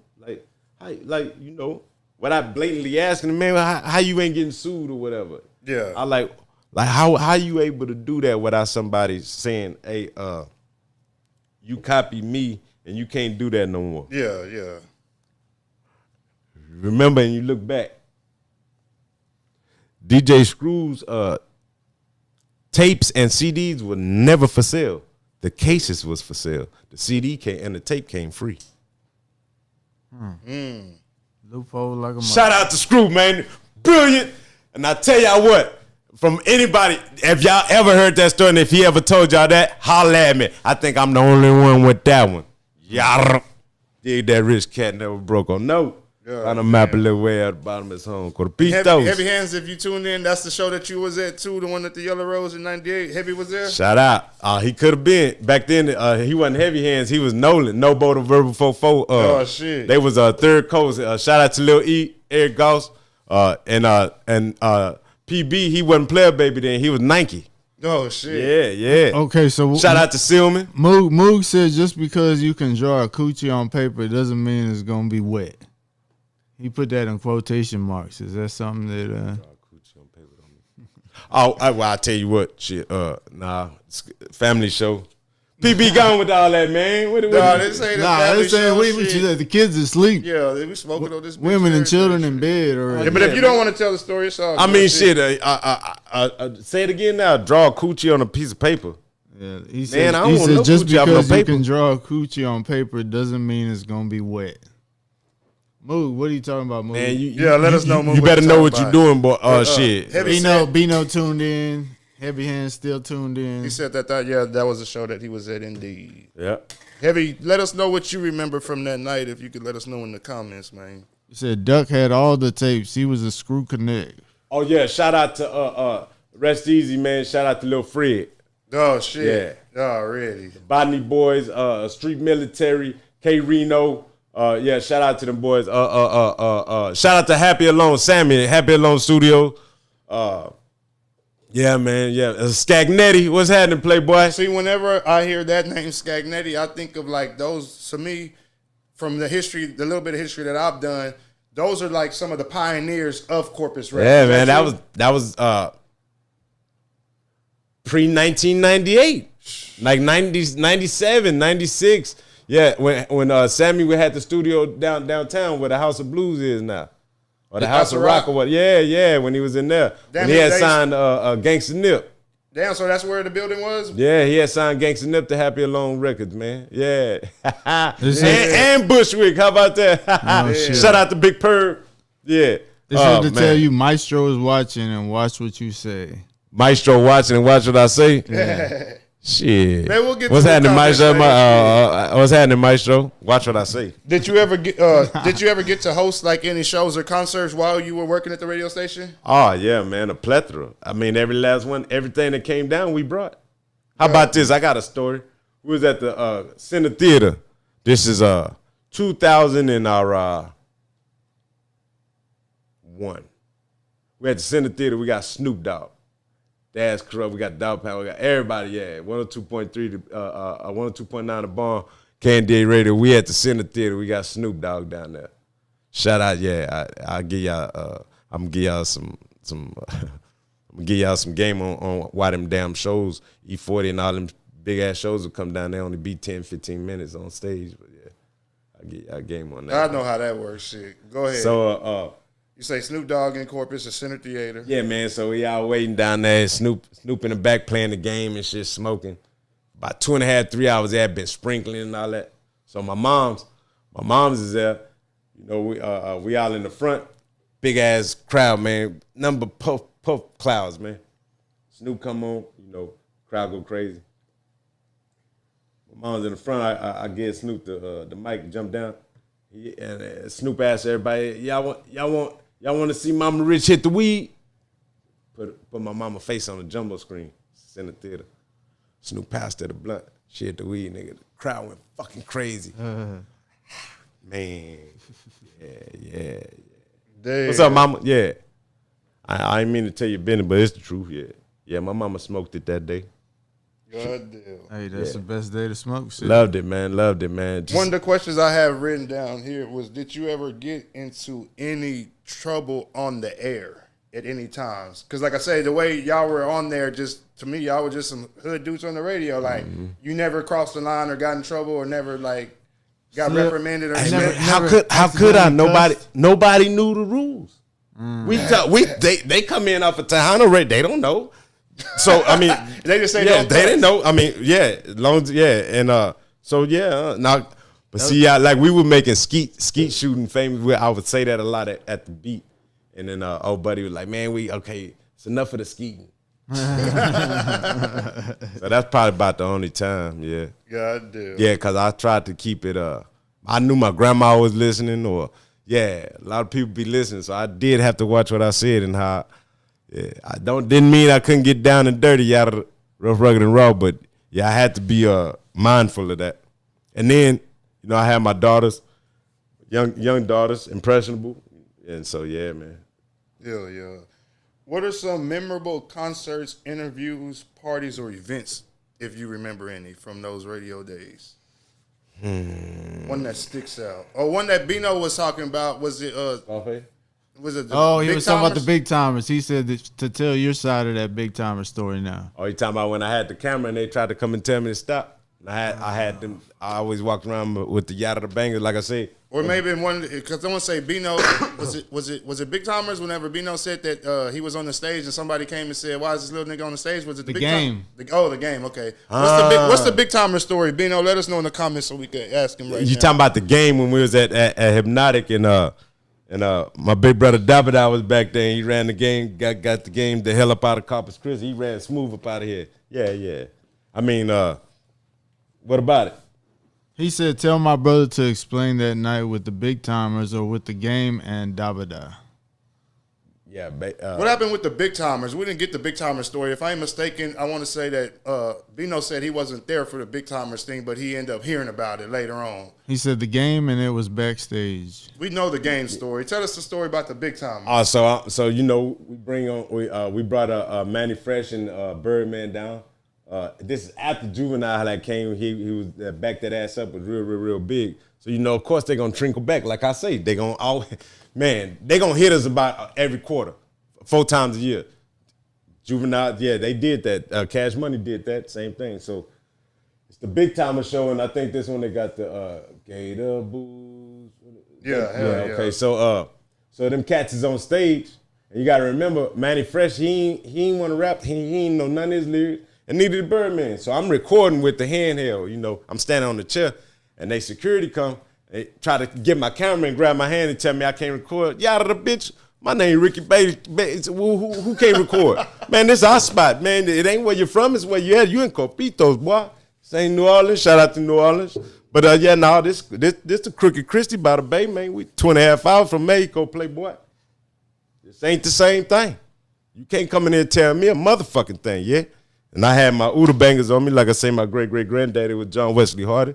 Made it famous for the gunslingers to bust 2 guns. He was the first one. That's why I used to win. But anyway, check it up.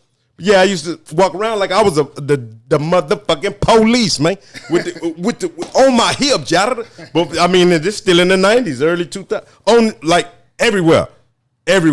The store, H-E-B, Walmart, on my hip like the police, man. So this fool, I guess if he knew better, he'd do better. But I guess they wasn't running around knocking on doors no more, telling everybody who Ricky Bailey was. But he learned that day. Got it on camera too. Damn. Yeah. You still got this footage? I need to holler at my first ex-wife. It's in the storage somewhere. Damn. Oh yeah. Got it on footage. Yeah, talked real bad to him. Told her what it was, man. Yeah. Ain't the first time we done had to run some folks up out of Corpus. Yeah, we get down to Corpus, man. Our city stick together, baby. Yeah. What's another time, shit, if you know about speaking of? Shoot, that was about the only time that it got that bad. Yeah, the way like somebody was trying to tell me something about what's going on in our city. Yeah. Yeah, no. That's about it. Shout out to Silk the Shocker. He rode with me all over the city. Love my mama, Peace Cobbler. Scarface, I had a great time with him. He didn't want me to take him to the South and none of that. He wanted to go to the hood. And Scarface. What I would do on my interviews, I would always, before the interview would be over, I would always ask the artist, like, let's say in 10,000 years, somebody is going through a trial and tribulation in their life, and they find your CD, your tape, your music as a treasure, like a buried treasure, 10,000 years later from today, and they dug your music up like a treasure. Could they listen to your music if they was going through a trial and tribulation, and would they be able to get through it and navigate, or are we going to be hearing about rims, gold? Do you have any social commentary? Do you have any knowledge? Are we going to get any fat on our head by listening to your music? Scarface gave me the greatest answer. He said, "You listen to me, my music, you hear God in me." Cool. Fat Joe gave the worst answer. Excuse my French, fat fucker. Yeah, he was fat then. Cartagena Joseph. This fool gonna tell me I'm not responsible. It's just entertainment. Oh my goodness. That was the time when Missy Elliott that came out with that single, Coochie Don't Fail Me Now. Yeah. Now my daughter, my oldest daughter, and my second oldest daughter, they was about 9 and 8 or 10 and 9 at that time.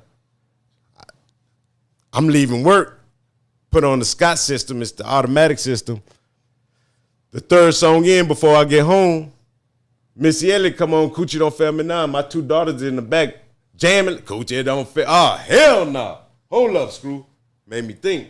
If my daughter's singing that, I know I'm a damn fool. I'm still a damn fool with my daughter. I mean, right now to the day. Shit. That right? So if my daughters is singing that, and I know I be paying attention to stuff, what am I doing to the rest of these kids, man, and that music that I'm playing like that, man?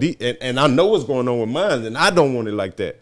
So what am I doing to the rest of the community, or these little girls that they just jump in the car and they listen to the music, ain't nobody paying attention to them, and they just repeating all this stuff. Can't repeat the ABCs, 1, 3, multiplication or nothing like that, but know every single word to these low vibration songs. I had a problem with that. And then when R. Kelly come out with a song, checking out at 6 in the morning, I ain't never known checkout time to be at 6 in the morning. And then he said 3 times, 6 in the morning, 6 in the morning, 6 in the morning. Hold up. I started putting shit together.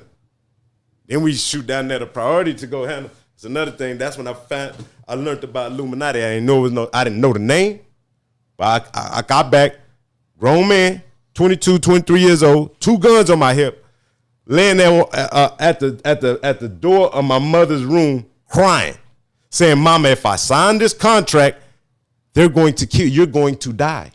I didn't know what it was called. They didn't threaten me or nothing. It was just the energy, the vibration, the everything. The spirit spoke to me. And like I said, I didn't know the name of it. This was like, what, 99?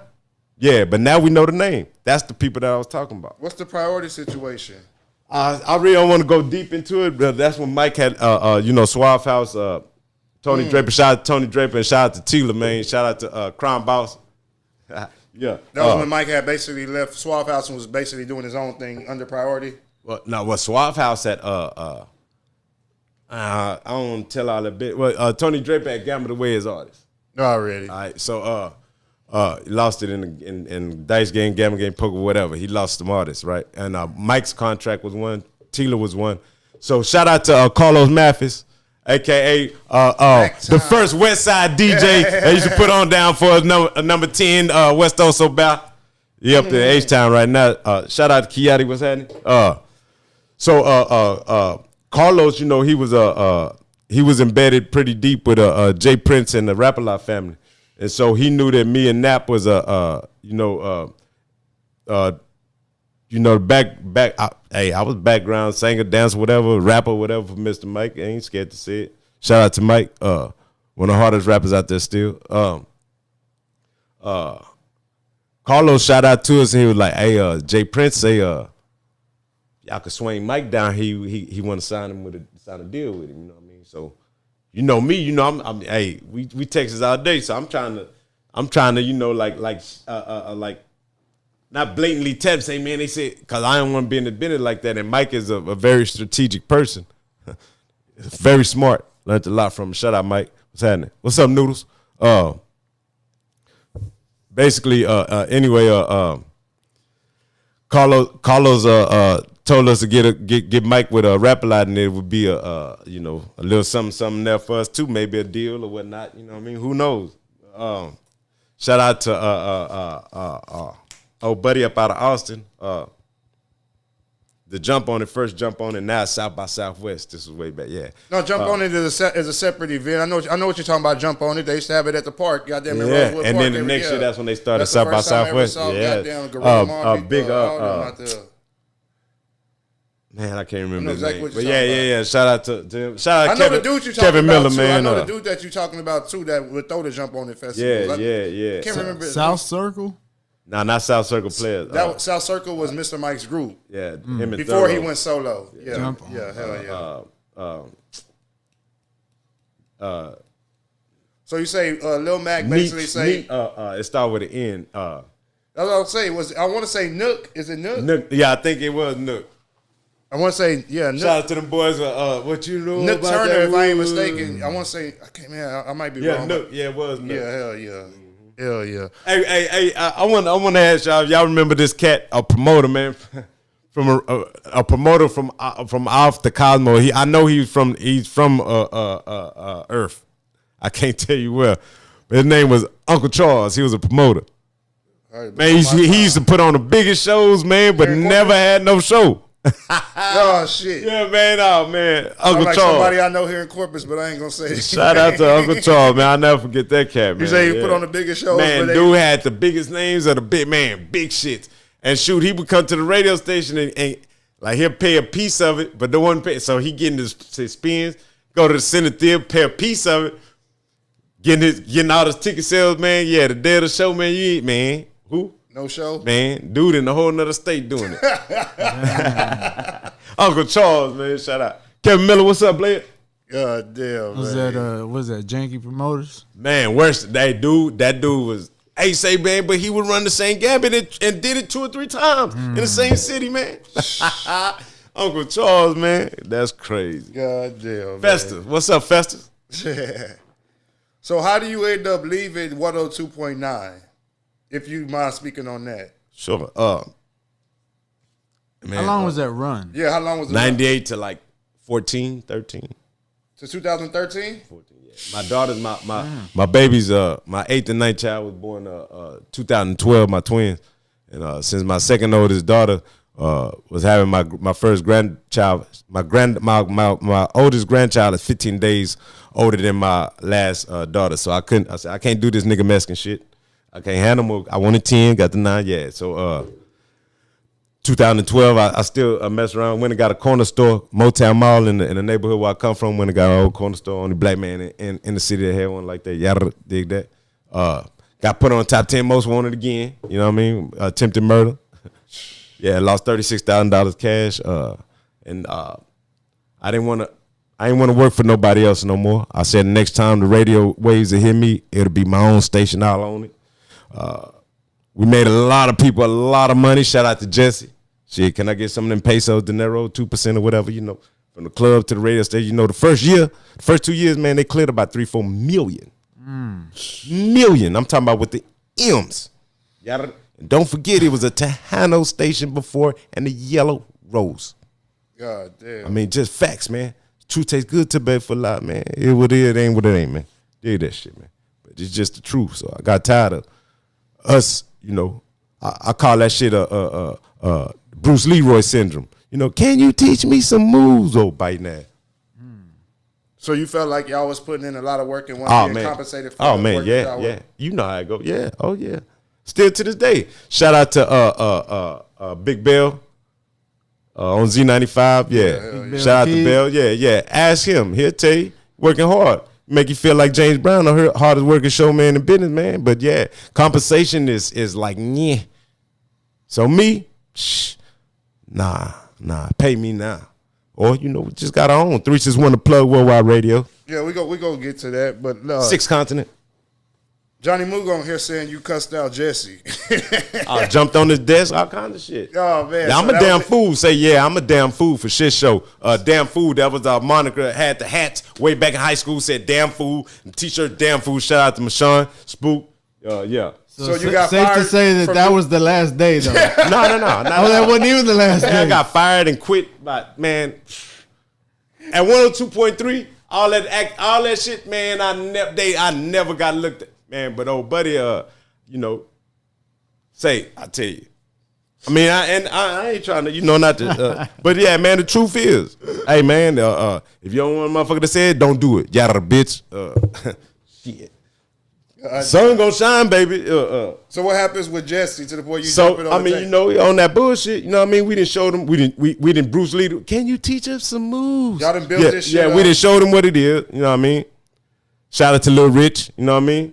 Was bringing him along. He wasn't even on nothing to drink. We getting him in the club X and all that. Yeah, Lil Rich. Showing him the way. That's my little brother right there. I love him to this day. Shout out to him. Shout out, Bob. What's happening? Lil Richard? The name you heard Lil Richard? Yeah. So, so we do all this. We give him the blueprint. You feel me? And then for motherfucker to just turn around and act like he didn't need y'all? Or not so much that is, well, shit. I mean, he went and got a carbon copy, a.k.a. Elite One. Motherfucker was using all my cats for everything. And at first, you know what I'm saying, I was finna dive on him. You know what I'm saying? One time it pissed me the fuck off. But this big tall white girl, Tammy, shout out to Tammy, my oldest daughter was talking about you yesterday. She asked about you. She from Rockport, some family of big oil tycoon people. She was out here at the school. She was working as a waitress. She was like, nah, King Rich don't do that, man. He really admire you. So she say, but like, yeah, man. So I feel like with him, it's all gravy, baby. Ain't trying to nap one, Elite One. Come on now. I'm just saying, can you teach me some moves? Back in the day, we call that shit biting. Shout out to Elite. Just the truth. Shout out KRS-One. Yeah. And BDP Boogie Down Production. Yeah. So all that. Why would Jesse at 102.9 the bomb need that real nigga King Rich that wasn't gonna take no shit? You know what I mean? Like I said, I get down where I get mad at. So I wasn't none of that. And I was damn fool. So why would he take that? And he really didn't know the motherfucking moves. Every time when I make a play, shit. Okay, so case in point, just to give an example. So we doing shows and it ain't no opening act. So from 10 to 11:30 ain't nobody on. It's just a DJ. So I'm like, hey, let me get that 10. Do some opening shit. So I start giving, and I don't like to call that bullshit no local artist. Nah, unsigned or independent artist. I like to prefer us as. That's nice. Fuck that independent or local. No. I mean that local artist bullshit. Local. It's within everybody local. Okay? So let's just get that correct.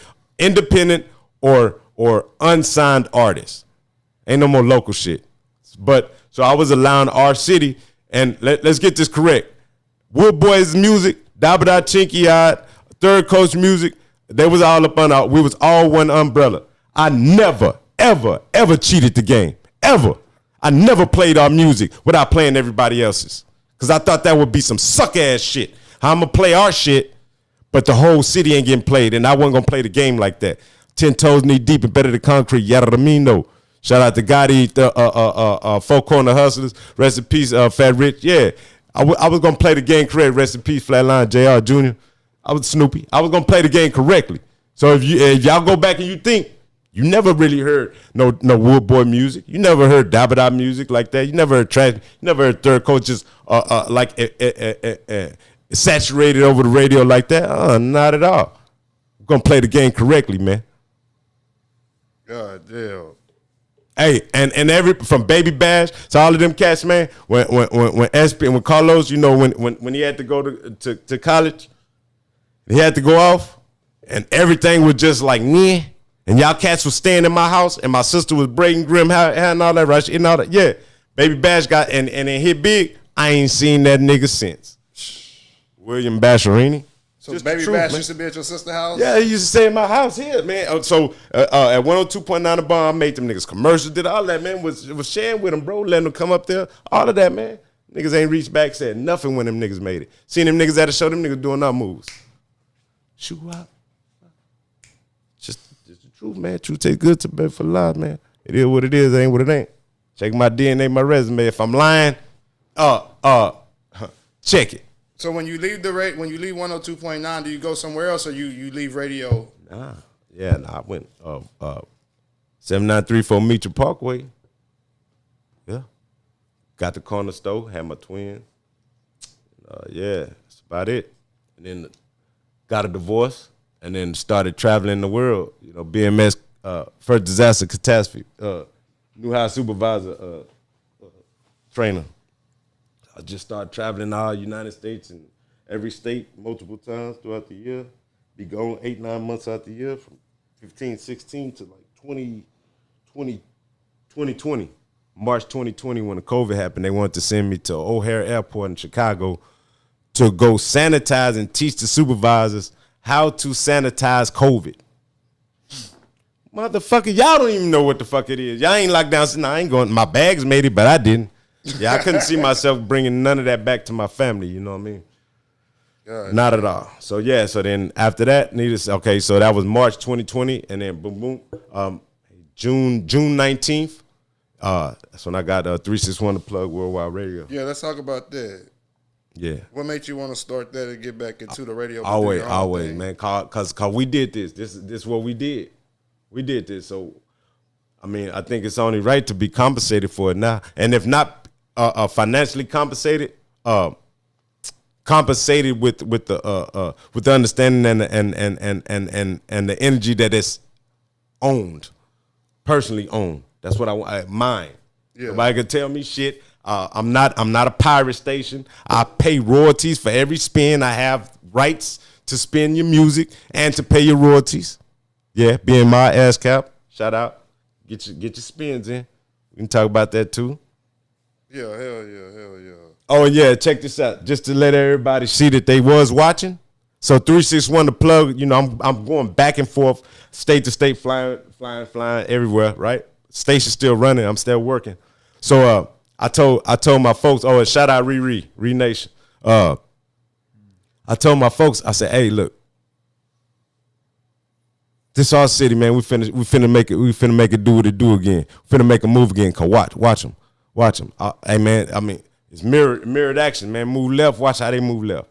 Mirrored action. So it was shout out to Wild 105 and old buddy. I can't remember his name. It was a DJ, Cool Cat, be rapping. Trace Boogie? Or Tommy the Hacker? Nah, young cat. Tommy rapping? I can't remember his name, man. Shout out to him, though, Wild 105. Well, say it again. Stump? Probably got to be Trace Boogie. I don't know. I can't remember his name. It's all good. Forgive me for that, my brother. But anyway, so if you think back, okay, this is 2021, 2022. Z95, no Wild 105 was playing unsigned or independent artists from Corpus Christi or surrounding cities. Not at all. But every night at 361 The Plug Worldwide Radio on 6 continents, all you had to do is just submit your music, man. Send it in email, MP3, man, and I got you. And you ain't had to pay $1. I wasn't charging her nothing. Give me your music, I'm going to play it. Every night we were doing that. So eventually, like I said, watch them. Can you teach me some moves? Shit. Wasn't Z95 doing Sunday nights then? Letting the artists come through and bring their music. Then Wild 105 Sunday nights too, yeah. Start playing. But now that I'm not doing it no more, and it's now that's not that it's not on. They're not doing it no more, are they? We're gonna make them get back on a good foot though. But no, Bell does his on he does his on Friday nights where he plays the home cooking thing for like an hour, and then Trey does his Sunday Trey's is more like a Texas takeover where he's playing all Texas music mixed in with like a little bit of local music. Yeah, forgive me because I listen to AM talk radio, 1360 and 1440. That's what I listen to. No more music unless I'm creating it. Yeah. So excuse me, I was wrong.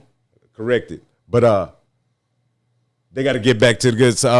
Is anybody in rotation or like anybody from our city in rotation in on the station that's in our city?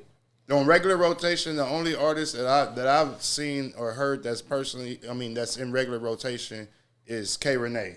Yeah, like she's being played like not just on the local show or the unsigned local show. Hour. You know what I'm saying? She's being played right after they play the goddamn whatever fucking NBA YoungBoy song. Even I don't even know if they play shit like that. But right after the popular song, they play K Renee, and then they play the popular song right after they play her. You know what I'm saying? It's not just it's a whole bunch of local songs and then K Renee's. But we do have somebody from our city that's shout out to Jennifer Pena too. She was in rotation at one time too. Yeah. Oh shit. So it does happen, but very few far in between. What I'm saying, and all I'm saying is that we got all the talent right here. Ain't no city, nobody's more talented than our city. We have just as much talent. We just need to support each other, man. There's nothing wrong with showing love to each other, man. What's wrong with that, bro? We all grew up together. Who broke Willie Nichols the N-word? Nap one, man. Shout out to the N-word from you to yours. This is for my hood. What? Yeah. Shout out to Coins. I call him Coins. Yeah. This is for the hood. What? Because that's one of the songs. Oh, shout out to Mike too. Mike dropped that beat from Soul Monsters. Then him and PB got together to create the Soul Monsters. Yeah. Already. Yeah, that's one of the songs I remember being on regular rotation. That goddamn N-word shit. Yeah, man. Should have did something big with it, man. It was going.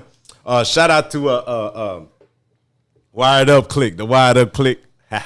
Yeah. Don't make me act a donkey, nigga. Don't make me act a fool up in this bitch. That was the song I was talking about. Yeah, hell yeah. Are there other songs that like had the potential, just didn't have the follow through? Yeah. Oh yeah. Shout out to Lamont and Way Out Entertainment. Shout out to MC West. Yeah. That's the only essay I know he called everybody Mexican. What's up, Mexican? Mm-hmm. Yeah. Shout out to MC West, hard rapper. Yeah. Shout out to Lamont and his brother. I won't say his name. I want to give him the light of day. His brother, Lamont's brother, come from out of Cali. Yeah. He had a couple of cuts that tracks had produced and we was on that. We had a cut called "We's about to get high. We about to get fucked up. We about to get fucked up." I've heard that your before. boy Mad Hatter took it and screw chopped it, and Mad Hatter put it on a screw mix. Yeah, yeah, we was in rotation. Yeah, with that. We about to get high. Shout out to Lamont, Way Out Entertainment. Feeling way out. Damn. Yeah, man. Shout out to Diabolique and shout out to the Butcher and the Baker. Yeah. Can't remember old buddy real name, man, but the Butcher and the Baker, man. I think he in Dallas now. And I can't remember his name. It was a black guy and a Caucasian cat. The Butcher and the Baker. God damn, man. What are some of your funnest times that you remember being on radio?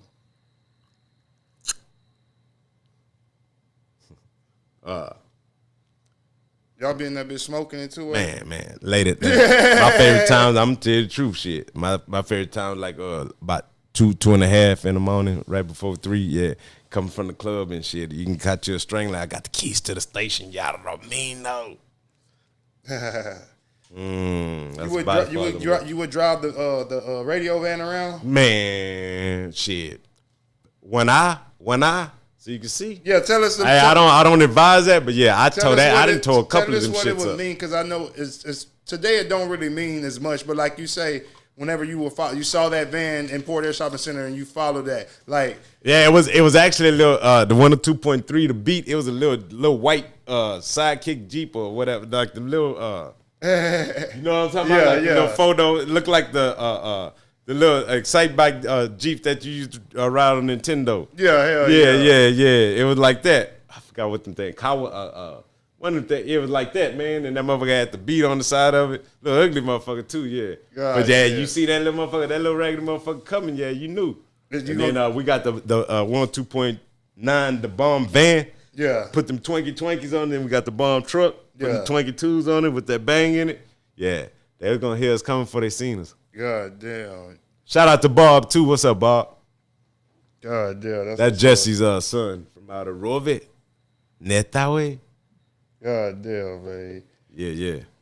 Man, you done took me back, boy. You got me moving different. I'm feeling different. I'm looking at this shit different. The brightness then got a little bit bright up in this mouth. Where you took me to, man? This brother brought me to another dimension, man. Riding High with yeah, DJ man. T, Feel good, Riding High man. podcast, man. Hell yeah. Might show what's happening. That's my reason. Shout out to my nephew, Anias. Can you read it? Draft 2024, Texas A&M. Oh, really? Sub-Zero. Yeah, you can start going through some of the comments and shit. Moog said, tell that story when you tore up all those cars on the freeway. Who said that shit? Moog. And it wasn't on the freeway, damn it. It was on right here. Actually, I just came down that same spot right here. I had a 1966 Chevrolet Bel Air, had 60,000 original miles on it. Air conditioned. Man. Choosing Vogues, man. Man. I seen it was purple and blue demons, man, that was flying. I was trying to jump in the ocean. I was in hell. Yeah, man. Hit 8 cars, man. Jumped out that bitch, took out running. Live on TV, 360, I don't know how the helicopter running down Alameda. I thought the Exxon. I was on the other side of the curb. You know, it's the one way. You put like that, with an old buddy them on concrete. Yeah. And the light on this way, it's the curve, and then on this way, well, I was on this side. You know, it's a 66, man, pedal to the metal. Shh. And thank God a tow truck knocked me up off into the Exxon before I got to the ocean. Jumped out that bitch, took out running, ran around a bit, I thought I was gone. Running straight down the Alameda. Damn fool. Everybody I passed chased my ass. God damn. Stupid, man. Yeah. They say y'all called the car Granny. Granny. Hey, drugs is a terrible thing, man. I was on 4 hits of double dip Smurf acid. It didn't hit me till the next day. I didn't know. I won all the money in the dice game. My partner down the street, all he had was acid. So we taking him, giving away. I didn't think nothing of it. Next day that shit hit. Yeah, man. So did you ever try it again after that? No, that was it. One and done. Man, I'm groovy, man. Nah, man. Yeah. Worse than Smokey and Debo chicken coop. God Yeah, damn. man. Yeah, man. That's ain't nothing to play with, man, at all. I smoke my mortar. I drink beer and some every now and again, but nah, I'm no need to experiment with none of that other shit. Cause I'm afraid I might not come back. Shit, you could take some shit and not come back. That's how I feel now. If I were to take, like, I've taken shrooms, but when I Shit first hurt my took them as an stomach, too. older age, I had that fear of getting stuck. I'm like, it's too late in life to get stuck. Like, man, I'm 46 years new, man. Yeah. I ain't got no reason to try nothing new. yeah. Mortar and tobacco is groovy with me, man. Well, the mushrooms ain't bad though. I'm gonna put that out there. but you a microdose. You I see gotta Mike. hope. I gotta hope that I return back to regular. Oh normal. man, it becomes normal. Ooh. Shout out to Gooby. He said it. I was like, man, nah, I can't do it, man. Brandon Bryant says we can't forget. Reverend Sweet. He said Brandon W. Bryant. He said we can't forget that South Mob. Jimmy Nelson, Rev Shout out to Sweet, Jimmy, yeah. Big E, and Chili J. Blue Smurf, yeah. Who was they? Jimmy Nelson, Rest Easy. R.I.P. Reverend Sweet, Brandon Bryan with his crazy ass. The 5-foot assassin, little 5-footer. What's that nut name? His real name? 5-foot assassin. What's his name, B? I know you still tuned in. Say Big E and Chili J. Big E, Eric Smith, shout out to Eric. Oh, shit, Big E? Yeah. Already. Yeah. And who was Chili J? I think Blue Jay or Let's Blue say Jay. Chili J. That's what he put right there. Jimmy Nelson, more than likely. Shout out to his other brother, Rest Easy too, JoJo, and his surviving brother, Jeffrey Nelson. Really? Shout out to him, man, my brothers, man. Yeah, it's a groovy time, man. Golly, y'all taking it back. Shout out to Scotty Watkins, man. What's happening? Carl Caraway. Already. I know the Caraways real well. Shit. Rest Easy, Big Philly. Yeah, for sure. What's up, Ronald? Ronald got out after 30-something years, man. Shout out to Ronald. Davidson? Yeah. Shout out Scrap. Yeah. That's what's up. Goddamn. Yeah. That's wild. Yeah, man. Time flies, man. Do you want to talk about the Taco Bell story? Hey, man, we talk about whatever, man. I ain't tripping. So what happens? You walk into Taco Bell, some dude trying to start plex with you? Or what goes down? Nah, so So I'm going to Carroll at this time, and you still in high school? Yeah. God It was. damn. I'm standing out there by the Cantu gymnasium out the back, and some females from IWA. They pull up, and it's a car full of females, and they had a dude in the car with them. But I ain't had no problem with the females pointing and smiling and laughing and kikiing and giggling. But when you got a dude up off of that and he pointing and smiling too, nigga, my name Ricky. I'ma see you, Jack.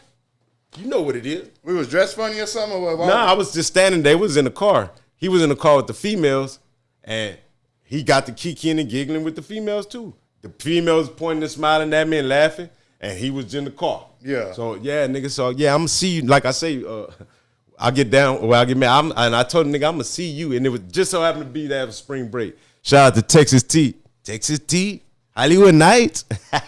So on Wednesday, it used to be the teen dances, right? Right there on the airline. Then everybody would go to Taco Bell afterwards. So we drank, it was Red Bull. Yeah, they came out the Red Bull. Own it, man. And pull up to Taco Bell. Big Jimmy tell me, that's the nigga you need to be worried about right there. Pointed at the cat. So I just, I pushed that L1, R1 on the PlayStation control, that turbo.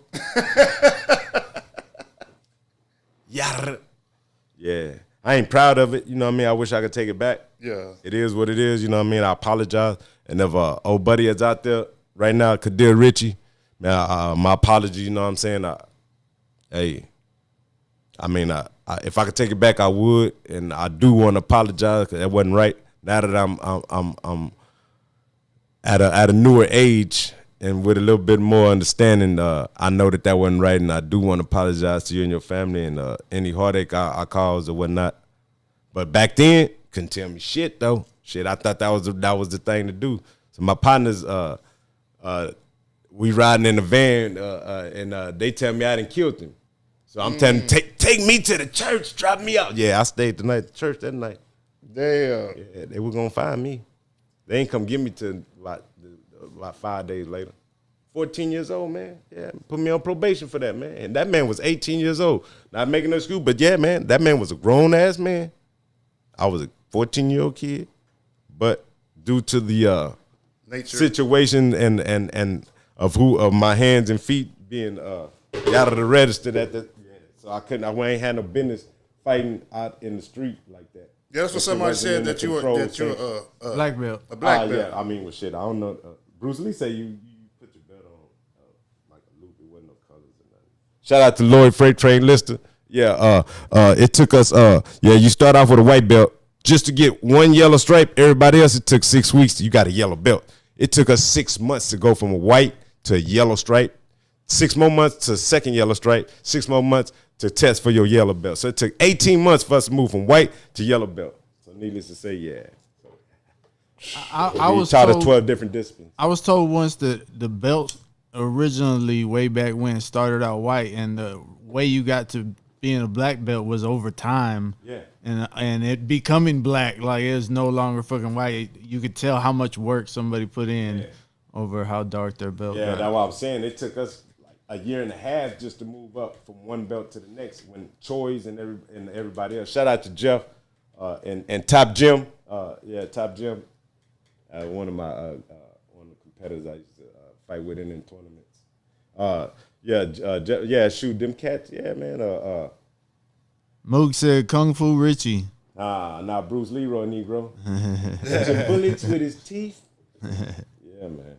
DJ, I want to shout out to the man with the plan with both hands, and shout out to DJ Lil King. Listen, man, dude seen what the city what the city would yearn for and what the city would enjoy, and he fulfilled it. How can you not congratulate and get behind it? Appreciate you. How can we not? Hey, man, city, let's get behind these young brothers, man, and let's make it do what it do. They doing it. I ain't never seen, like I was telling them, I ain't never seen a motherfucker jump on a sinking ship.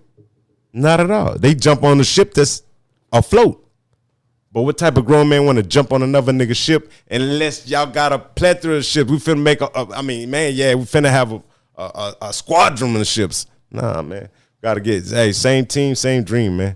We from the crooked city by the bay, man. Crooked Christians, Corpitos, man. Stand up, man.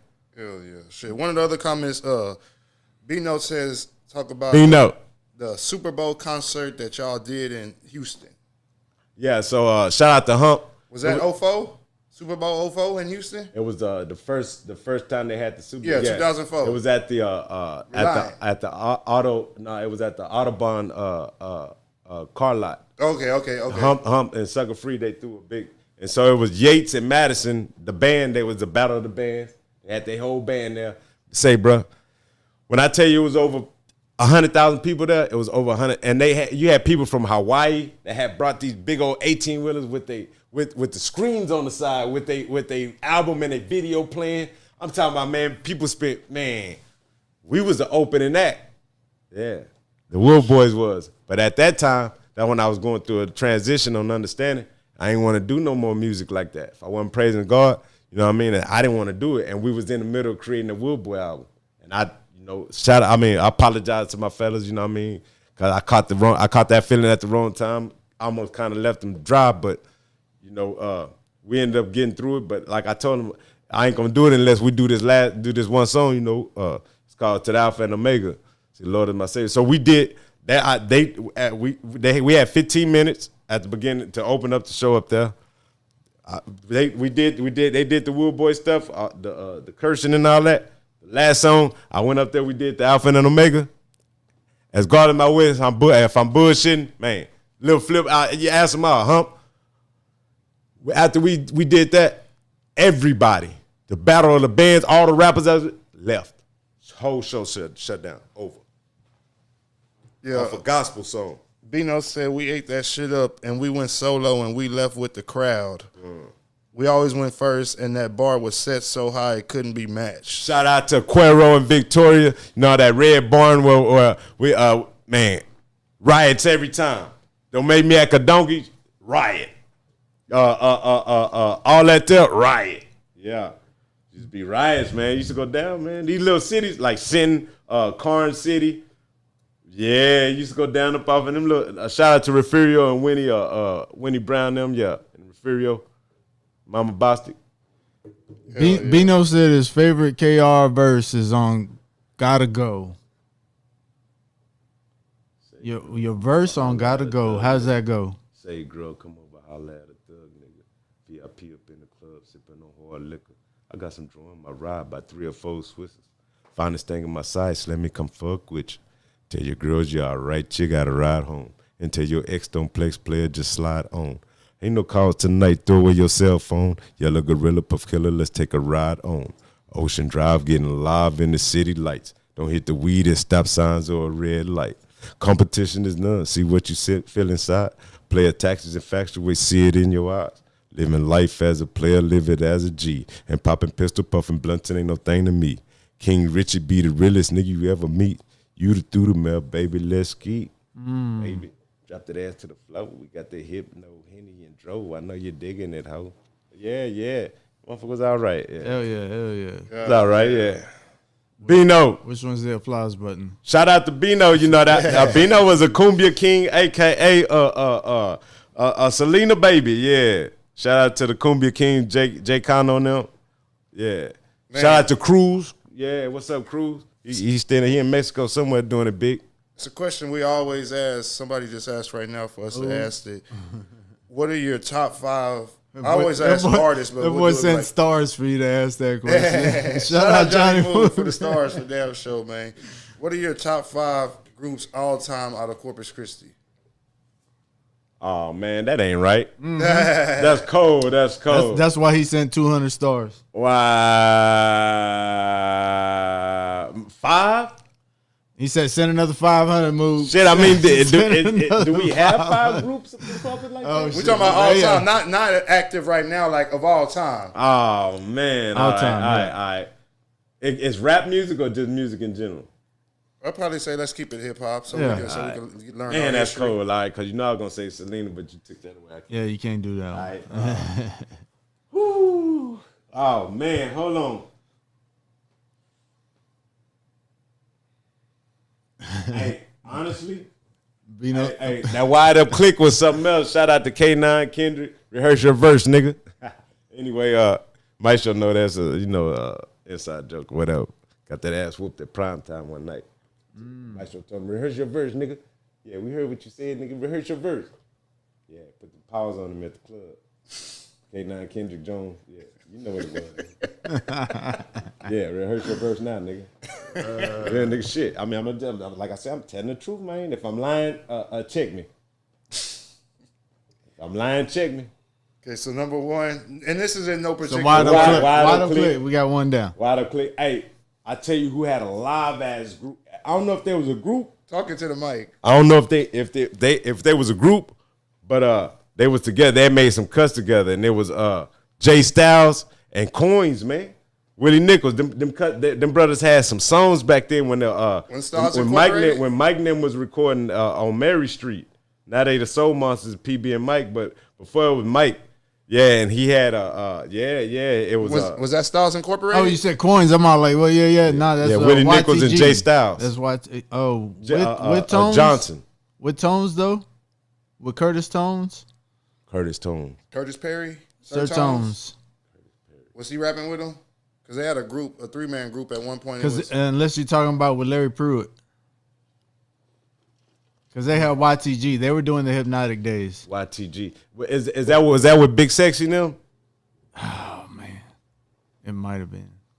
Johnny Moog, let us know. I know you know all this shit. Shit, we need to get you on this motherfucker shit. But my top, man, that's hard, bro. J Real was another one. J Real, Jay Styles, and Willie Nichols, and Larry Pruitt. Okay. Johnny Mook said that was a group, YTG. Yeah. So that was it. Yeah, them boys was, them boys was hard. Hey, wired up. Hey, shout out to Nut. What's up, Nut? K9, Kendrick. Kendrick went hard. Who else was in Wired Up? But Wired Up was hard too. Oh, Lil Bo. What's happening, Bo? I thought Lil Bo was and I tell you what my favorite group was back in the day. The Haven Tribe, baby. Yeah. Shout out to the boys, man. Who was the Haven Tribe? Joseph, K9, Bo, Pootie might have even been in that group. I don't know. Maybe even Michael Sullivan. I'm telling you, hey man, they was deep, man. But they had a song called "Please Don't Leave Me." Well, we thought we were gonna make it, boy. We thought, hey, say man, them boys sung that, man. Them boys, hey, they was the first ones to actually put some music on, like young. They was still in junior high. Yeah. Shout out to Quincy Sims, Adrian Thompson. Yeah, man. Joseph and what is that? Man, I can't remember who I was, but yeah, they was the R&B singing group. Oh shit! Haven Tribe. That's 3. Shout out to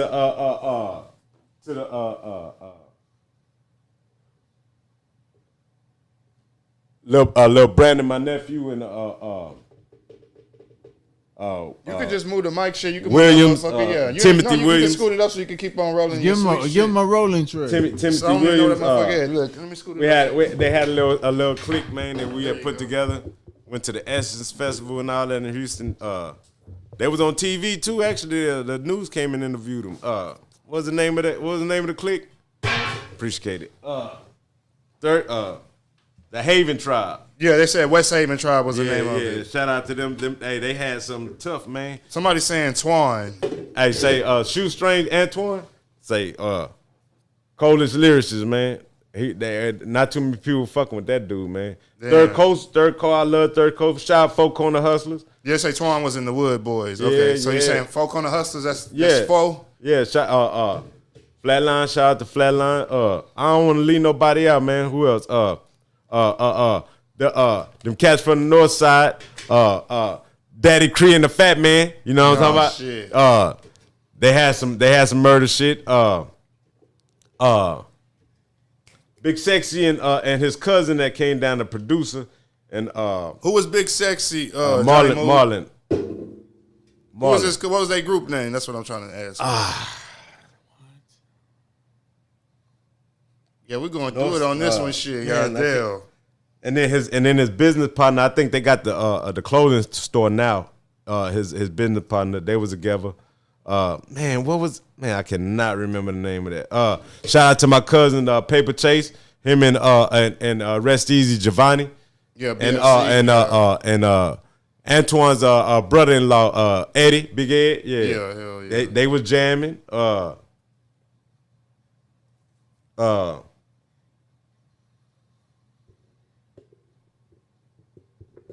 Third Coast was jamming. Anthony said Riri sung that hook. Riri? I forgot about the Re-Nation. Yeah, Riri been going hard since elementary. Riri been doing all Janet Jackson full routine since she was 5 years old. No bullshit. And I'm pretty sure they got it on video. 5 years old, she do the whole routine, Rhythm Nation. Riri. God damn. Hey, she do everything. Sing, dance, write, choreograph, all of that. Yeah, shout out to Riri. Man, there's some more folks out there. Some people out of New Edition too, man. Man, I don't want to leave no folks keep out. on going. I'm liking this shit. Keep on going, shit. Who's from New Edition? Because I'm learning as you go, so shit. Stomp Records. Shout out to Stomp Records. Shout out to my cousin Cedric Johnson, High C, Silk. Like I say, G Nim. Who was High C? I've heard Daddy Creep mention that name before. High C, Cedric Johnson. Okay. Yeah. Or Wendell and his partner, they used to rap fast. Man, what was they called? Now I can't remember. They had some cuts. Heavy said Lil Pat, West Point Dawn. That was a little bit later shit. I'm trying to figure out. I'm just reading that. Lil Pat had some shit too. Hell yeah, for that show. But I'm trying to, we go get to that level. I'm trying to figure out some shit who too. was there in the 90s and shit like that, the early 2000s. Pat came a little Spanky? later.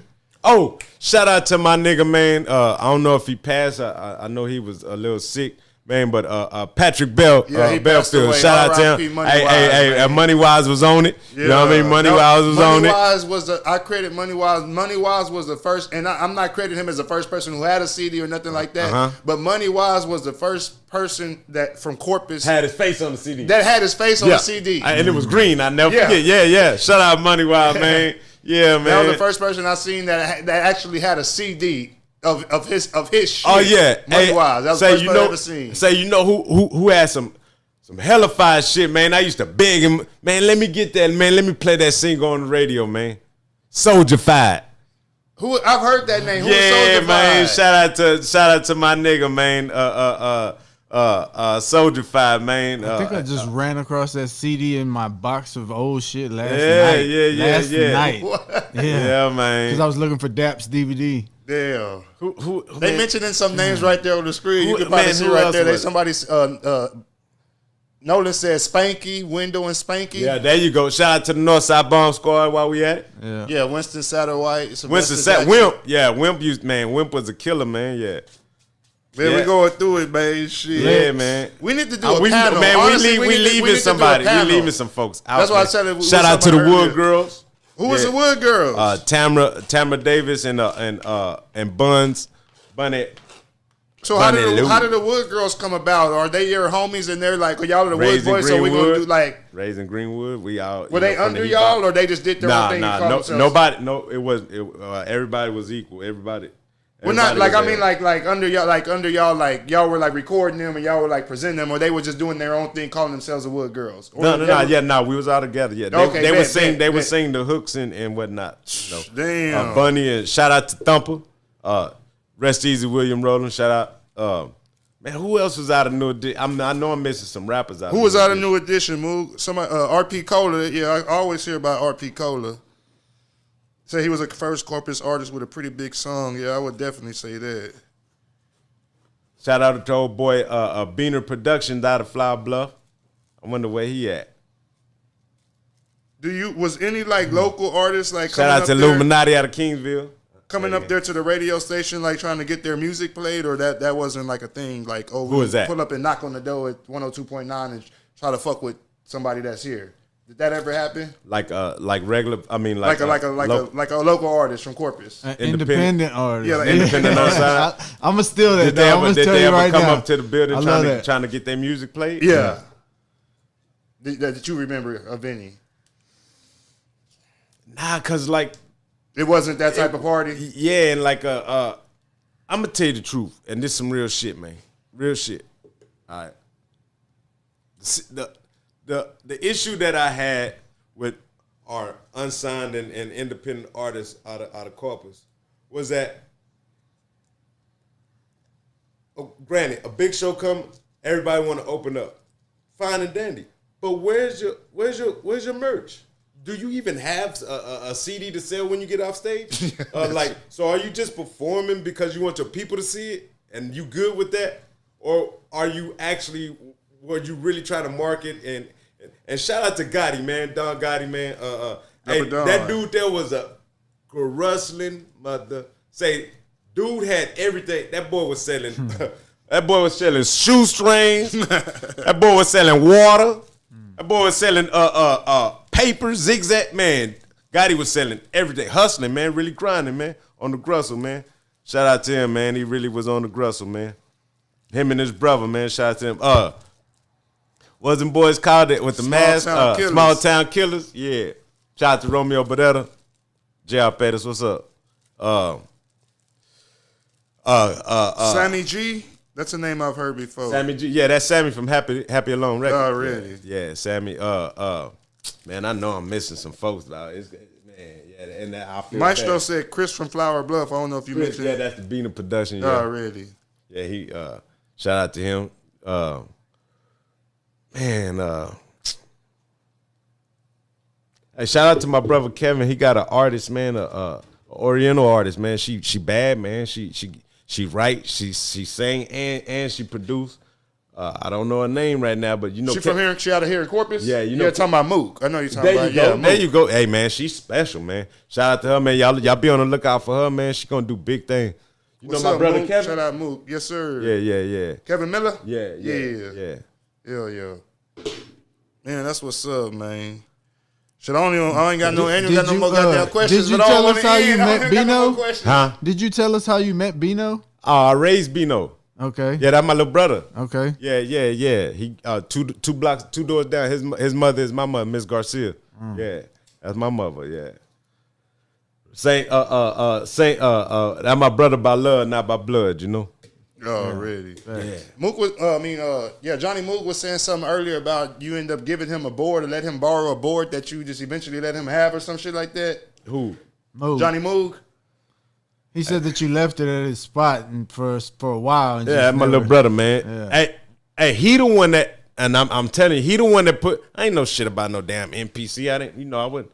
I'm still pushing the Ebony's and Ivory trying to figure out why the hell this brand new $3,000, $4,000 first touchscreen keyboard ever. It was a Trinity Chord. A Triton? Trinity. Oh. Trinity, not Triton. Okay. Trinity, yeah. That was the first one. And I was trying to figure out why in the hell is he sounds like, yeah, man, didn't know that I thought it was cheating, grabbing 3.5-inch floppies and loading them up with sound. I thought that was cheating, man. Oh, but I'm a good old cheater now. Down Splice, shout out to Splice and Unison. Shit for shit show. It's easy now. If I'd have knew then, if I wouldn't have been theoretical back then, and now if I didn't, we'd have been cheating like a motherfucker. I called it cheating. It wasn't cheating. We were just dum-dums. Trying to do it the hard way. We took the long route. Yeah, man, we took the long route. Moog said Korg Trinity. Triton was the next version. Yeah, Trinity was the first one. Yeah. Mm-hmm. God damn, man. Y'all got any other questions, y'all that's watching? Shit. You say after 102.9 you left radio for good, huh? Yeah. Oh, really? You say you was at the beach? You had a run at the beach or something? You say you at the beach that they would get mad at you for saying something about skeet or some shit? Oh, no, that was at the beat. Yeah. Oh, at the beat. Yeah, Okay. yeah. Okay, bet. That's when Yin Yang Twins was matter of fact, Ludacris had just come out with Fantasy. And Destiny Child, they was getting ready to strike. Lil Troy, shout out to Lil Troy. He came through there? And T3, his son. T2. T2. Yeah. It was just so much going on, bro. It was a great time, man. We had a great time. Uncle Donnie, what's up? Shout out to Donnie. Shout out to Woody's, man. Rest easy, Mr. Woody. Oh, really? Yeah, my people spend a bunch of time over there. We got one more question. All right. Bino been asking all night. And actually, I think somebody else was asking earlier too. So they're talking about a reunion. WoodBoyz reunion. Yeah. I think it was a WoodBoyz Third Coast reunion. Yeah. All together. All right. What do you think about that? See, that's a damn shame. We shouldn't have to have a reunion. We should be seeing and talking to each other every day. I'm just saying. No, as far a reunion where y'all do performance together. Yeah, perform some of them old WoodBoyz songs. Nebo really called me earlier. We was talking about it. Shout out to E. Hey, I'm all for it, man. How about we do a Corpus Christi reunion? Shoot. Well, that's what we were talking about. We do like our smoke walk thing once a month. Okay. We don't really do like the rap every month, which like giving different genres opportunities, but we're thinking maybe towards like the end of the summer to do one of our smoke walk things, and we'll dedicate it to the OG pioneer Corpus groups. Yeah. And we were thinking like Daddy Cree and Fat Man, or Daddy Cree and Richard Ayala. You know what I'm saying? Yeah. Shout out to Rich Ayala. Yeah. Shit. Like the WoodBoyz. Who are some of the other groups that we have mentioned? Wired Up Click. Wired Up Click, you know what I'm yeah. saying? Like, that would be dope as fuck. Get them out there to perform some of y'all's old songs. Yeah. Like, give us some that 1998, 1999 nostalgia. You know what I'm saying? I'm all for it. I'm with it, man. Anything that's gonna bring the city back together too, and bring us together, yeah, I'm all for it, man. And anybody that you can call me, email me, whatever. I'll give you my Yada phone, 361-301-8019. Yeah, that's like a text now number. So yeah, hit that.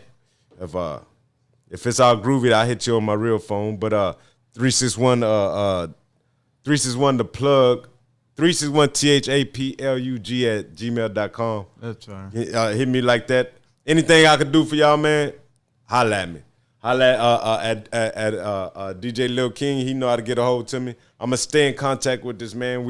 It's time to put something together for all of South Texas, from here to the valley. That's the reunion concerts they talking about. See, they talking about summertime, so shoot, right there. We can have it right there at the Amphitheater. It's free, right on the water. Y'all want to do it? I got I got the equipment. I got the speakers.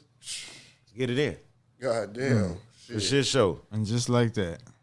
Hey, holla at our boy. Shout out to our boy that Dan. He was our sound man. Yeah, shout out to Dan, man, the sound dude. Him and his son. Yeah. I want to ask something about the radio.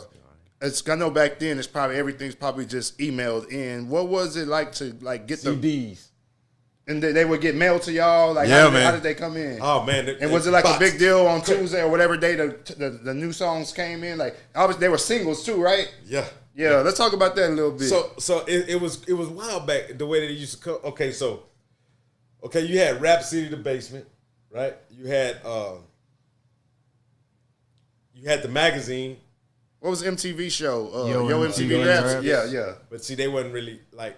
I don't even know if they were really on the same like time period. They really wasn't a video show like that after a while. But so you got these big P stations, right? All right, so okay. I don't know if let me just break it down. Give you the synopsis real quick. So there's a lot of right quick. So a radio station.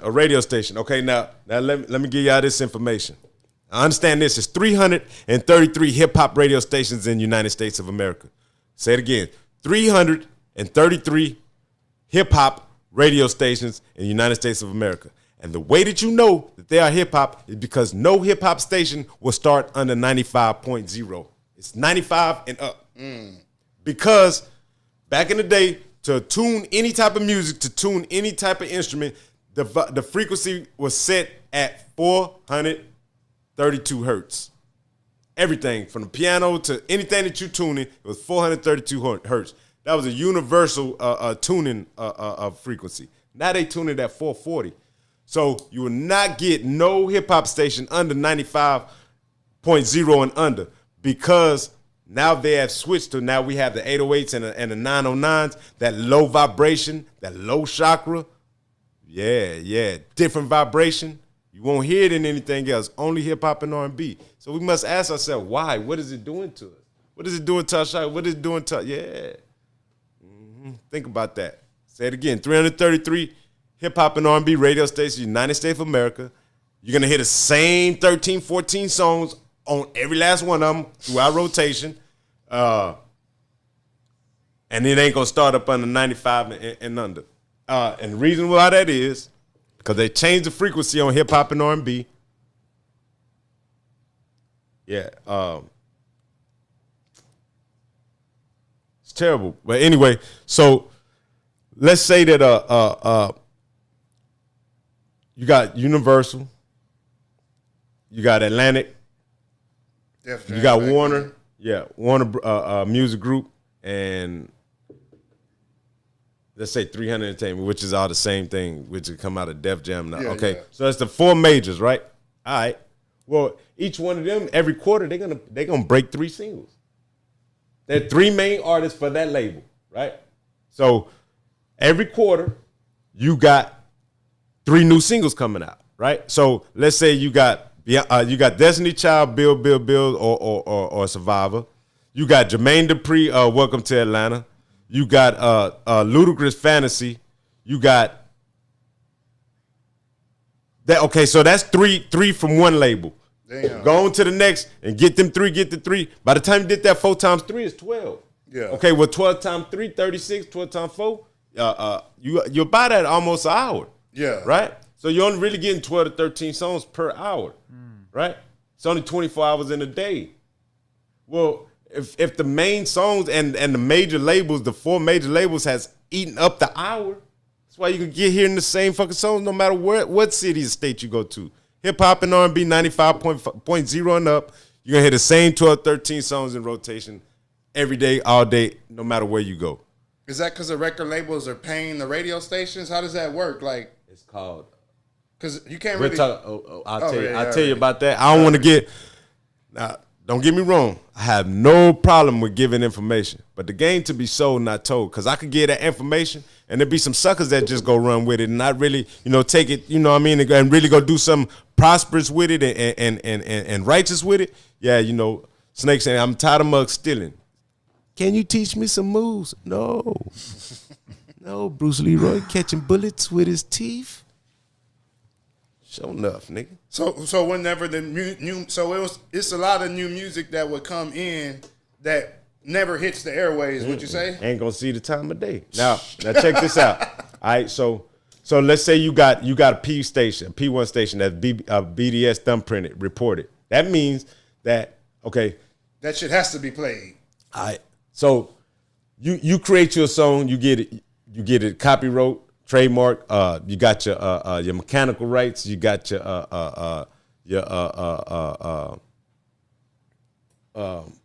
publishing, and all that. Your whoever produced it, they get that production right. Whoever wrote it, then the mechanical rights, whoever performed it, right? Okay, boom.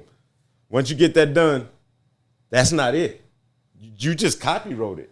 Maybe you register with BMI, ASCAP, or whatever. Okay, but do you have a thumbprint? Do you actually have a thumbprint? Do you got a BDS report? Are you BDS reported? Meaning that if I play your song and you're not BDS reported or thumbprinted, you just waste every single time when your song come on my charts, it's gonna read unavailable. Now, that's wasted money or wasted time, wasted promotion, wasted push because it's unavailable. They don't even know who the hell you are. You're not getting no credit for it. You're not getting no publishing. You're not getting nothing. You're not getting your spins, your pay per spin every time they play your song. Now, 333 radio stations. If you only get 100 radio stations to play your song 4 times a day, that's 400 spins a day. Times 25, 75 cents, times a quarter, times 4. Yeah, add that up. I tell you how to get it on, man, and it's real easy to get it on and be on all the radio stations. It costs a pretty penny, but you're gonna get that back in royalties. We'll talk about that off air, but so if you're not thumbprinted or BDS reported, you ain't registered, why in the fuck am I gonna play your song to show up on my shit unavailable? Now the major labels is looking. You got 97.9. You got the Beat in San Antonio. You got Austin. You got all these other stations looking at the magazines. Now they seeing KNDA Radio 102.9 The Bomb, and on our playlist, on our rotation list, it's got 3 unavailables. Nah, that's not gonna work. That ain't gonna work for that ain't even gonna work for a station that ain't even registered a thumbprint of BDS. Why? Why should they give you the benefit of the doubt? Because you want everybody to know that you make music and hey, look at me. But where's your product? A video of you listen to your song on Z95 or 102.9. To say, hey, I did it. Where's your product at? Bruh, Where's your merch? Man, that's the best. That's the best game. You done gave the best radio game that I've never heard. Yeah, people are prominent buyers, meaning that if I see something or a person sees something that they want and they enjoy it and they want to purchase it, they're gonna go look for it once. They're gonna ask. If they can't find it, they might go to another store. They can't find it, they might ask another store once or next week. But after that third time, if they can't find, they ain't gonna ask for it no more. On to the next. You unavailable. No thumbprint. No BDS report. Yeah, so stop wasting your time, man. Stop beating your feet, man. Use both hands. Put your left foot in front of the right one, and do everything from top to bottom, left to right, man. Get it copyright. Get your name and your corporation trademark. Okay. Get you an S corp or C corp, not no LLC, limited liability corporation, because it's still a spot for your social security number to go on the LLC because you're still the solo prop owner. No, S corp or C corp, it doesn't have a place for you to put your social security. It's just a place of board of directors and that's it. President, vice president, secretary, treasurer, officer 1, 2, 3, 4, however you gonna allocate it. No place for social security. S corp, C corp. Limited liability LLC, no good. That ain't the Donald Trump way.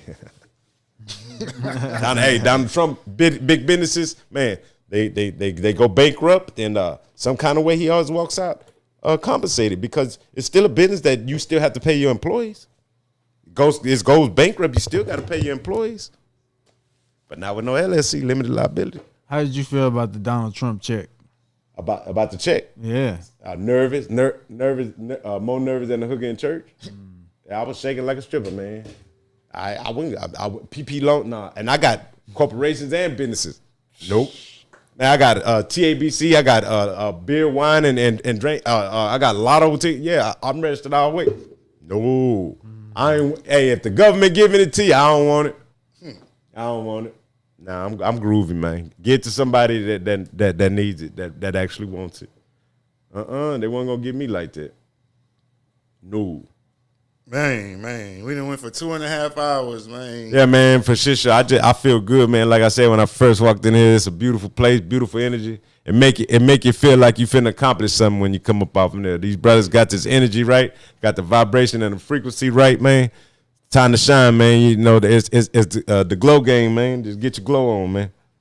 Appreciate you. I see the do-rag. That's hella love right there. Oh, yeah. Shout out to my son and my mama. They tried to put I don't know. I still to the day don't know how to tie a do-rag, man. They had to help me out. I want to apologize to you and the man with the plan with both hands. I was feeling a little bit under the weather when I was supposed to be here. Halfway woke up and was fucked up, man, from the stomach to I don't know what it was, but yeah, I'm here now, man. I ain't mean to miss. And to everybody that was waiting on the thing, my apologies. Shout out to Havo G and Matador. Check him out in the morning. Y'all should really link up with DJ Lil King and the man with both hands. You know what I mean? The man with both hands with the master plan. Y'all need to link up with them, because they getting ready to do big things. They finna big do it. They ain't gonna do it big. They gonna big do it. Yeah. So get in where you fit in. You know, it's the Underground Railroad. We ain't gonna slow down so you catch up. You gotta catch up to get on. Did that rich cat never broke? Oh no. Find a map and look way at the bottom of his phone, man. Where you from? Go to Pitos. Yeah. Yada I mean. Crooked Christie by the Bay. Ricky Bailey, man. Hell yeah, man. It's the Stay High podcast. Man, I'm finna put this this mortar in the air. Yada I mean. We baby. Hey, man. It's your boy DJ Lil Key, Riding High Podcast, Riding High with DJ Lil Key. Appreciate the guest, man. Havo told me don't smoke on the show. Havo, I did good. Give me my props, nigga. I lit it up at the latter of the time. This the Riding High Podcast, though. That's what we do. Shoot, I know you got some beats or something, man. You got me feeling groovy, man. You got me feeling like Austin Powers groovy, baby. Let me can I rap? We'll set something up. We'll set something up. Shit, yeah. Probably have to do a concert series with you. Shit. Hey, what you think about putting together a Crooked City by the Bay compilation? And then putting all that together. Everybody submit 1 to 2 songs, not 3. Actually, I've done 2 already. It was called Coming Out of Corpus. Yeah. I did a first one, I did a second one, and I was supposed to do part 3, but between part 3 was going to be part 2.5, and 2.5 was going to be nothing but throwback Corpus classics.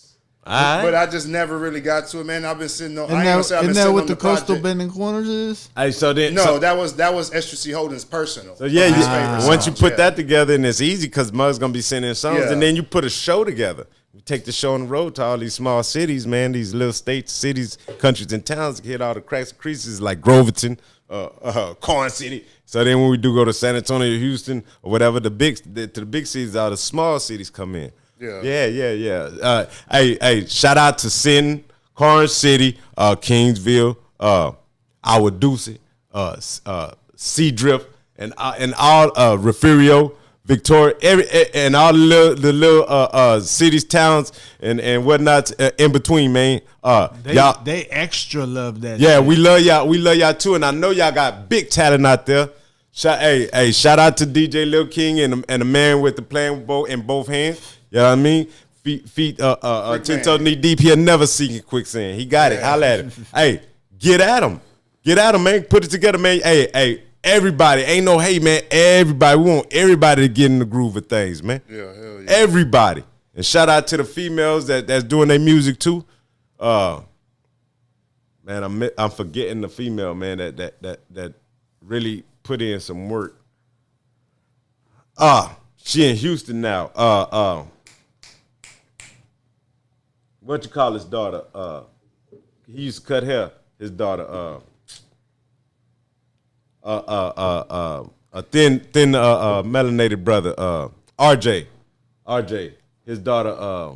Who's RJ daughter? I know Johnny Move knows. Shit. I know you're talking about the barber RJ. Yeah, his daughter. She up in Houston now. Yeah. Miss. Man, I can't remember her entertainment name. But yeah, his daughter, yeah, she go hard. Shout out to her, the female rap, yeah. Moog said y'all all perform in Corn City and they treated y'all like y'all were Cash Money Records. Man, but first we was in Sinton. Hashtag Dead Broke Records. First we was in Sinton, started a riot.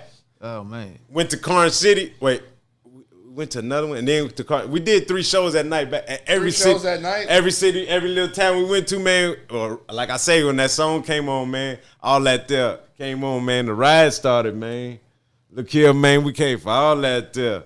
Me and the homies, nigga, we don't care. Got our guns in the man. Yeah, the riot started, man. Golly, hey, them boys in Corn City and Sinton say it was like the Socials and the Greasers. I am not bullshitting. Like the Outsiders, 2011, nigga.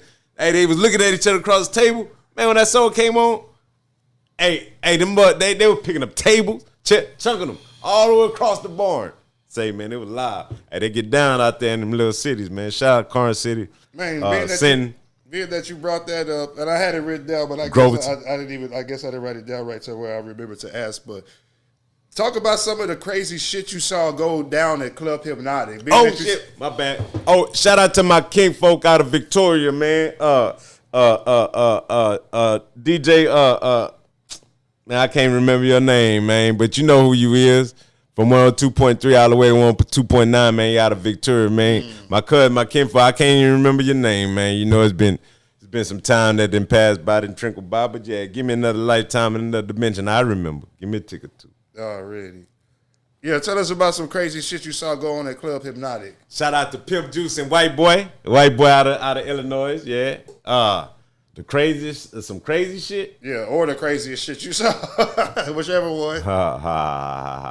I got a story. A by MJG. So I got a couple of stories. AJ Johnson and Thea Vidal. That's my mama cousin, Thea Vidal. She's from Victoria. Oh yeah, hell yeah. So we had and shout out the kid from out of Kansas City, Missouri. We had AJ Johnson, Ezel, and Thea Vidal come down to come do a comedy concert. show. Yeah, comedy show. So we pick him up from the airport. AJ Johnson, his wife, she got asthma real bad. Well, Thea Vidal, she smoked big weed, so she had already put in the request. So we smoking in the limo. But AJ Johnson, I said, you know, his wife can't be around that shit. Say, man. That was the funniest shit I ever seen in my life. That bitch. I told you my wife can't be around it. Fuck you and that bitch. I say, man. Hey, say they went. Hey, if we'd have recorded that right now, it'd still go viral, man. It was off the chain. Second story I got. Shout out to 8-Ball MJG. I ain't gonna say the female's name, but you know, it was a request. So when we would go pick up the artists from the airport and get them down to either sound check into the hotel, we'd either be in the limo or whatever. I pick them up, and you know, sometimes they would have requests. But shout out to Mike and Carlos and Teal and them. So you know, 8-Ball MJG, we kind of had an understanding on what was going on. Well, we thought we was being slick, and we bring them two, you know, lovely females, and 8-Ball wasn't going for that. He told her, yeah. He said, "Nah, baby, I'm married, bitch, and only thing you could do for me is let me shit on your chest." That's what he told her, man. Say, before the concert started, man, when we went back to go get him, she had on different clothes. I'm not saying he boo-booed on her chest. I'm just saying. She changed clothes. God damn. Change clothes. And go. Any riots and like Hypnotic or anything like that? Like a motherfucker. Oh, yeah, man. Some bad shit happened in there, you know. And that was another thing, like, you know, to be on the radio and then to be inviting everybody in the city and surrounding cities and all your loved ones and they loved ones and all the people out to come enjoy themselves with you. And like you tell, hey man, come out the club, Hypnotic, man, it's going down, you know, blah, blah, we got dollar drinks. And you all day, you putting it in their head, all day, every day, all week. You telling everybody come and hang out with you. And somebody gets harmed, hindered, or hurt. Yeah. I felt bad, you know what I mean? That's my watch. There's my people, my loved ones, our city, man. We had to look out for each other. So me and Dragon that came up with a nice, you know, little thing, you know.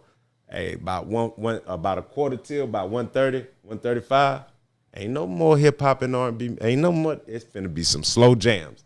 Make one of them niggas go grab one of them females. Yeah. Cause you play that rap, you play that hard shit after 1:35, that's when the thumping go. Is that how Quiet Storm got started? Got started with that quarter of an hour that y'all, and then just translated to a night? Friday nights was actually Friday nights was our R&B and slow jam, and that shit would be like 3,000-4,000 people. So we had to diversify to Saturday as well. So then Saturday was our Soul Train, the Soul Train, yeah, playing the old school. Oh, shit. And then shit, then it trickled on down to say, man, at one time, right? Club Hypnotic was open Sunday through Monday. 7 days a week, my guy. 7 days a week. No bullshit. Greedy. I remember the Sundays and the Wednesdays. Yeah, the Wednesdays. I say I don't remember, but yeah. And then Tuesdays, you remember Thursday, then Friday, yeah, man. Yup. And you would be the host walking around for the night? Yeah, that's what's up. Hell yeah. Loved it, man. Shit, we were going like on dollar night or whatever the fuck was Sunday and Wednesday specials. 102, yeah. $1.29. Damn. Go with $20, we lit. Yeah, the whole crew and shit. Yeah, because you know, CABC tells you can't give away free liquor in the club. You got to charge something, even if it's 10 cents. Yeah. Oh, shit, already. God damn, man. We would do it. I'm going to have to definitely bring him back for a part 2 saying soon, man. Yeah, them big fishbowl drinks. Shout out to White Boy, Illinois, if you can hear me, man. Where you at, man? Douse, man, what's happening? Player. Fast Eddie. Shout out to Fast Eddie. Mike in the morning. Who else, man? Who else was out there? Rock. That's my cousin name from out of Victoria. DJ Rock. What's happening, Playboy? K Reno. What's happening? Street Military. Crime Boss. Cats up out of San Antonio. PKO and Nino. Shit, that's what's up. Yeah, that's what's up. Cottonmouth. What's happening, Chief? Shout out to Nook and the Wood up out there. What you know about that Wood out there in the ATX? Yeah, out of Dallas, man. Shout out and welcome home, Twisted Black, aka Tommy Burns, 145 the Kid. Yes, yeah, man, 145 the Kid, man. Welcome home, my G.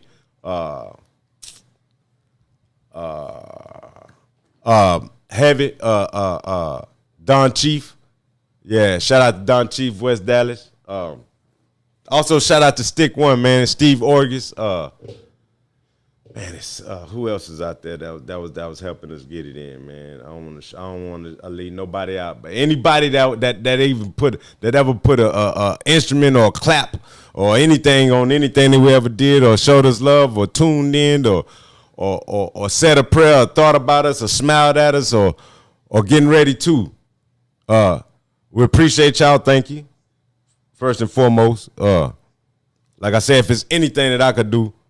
Hey, man, don't hesitate to ask, man. Same team, same dream. Don't come with that bullshit, though. You know what I mean?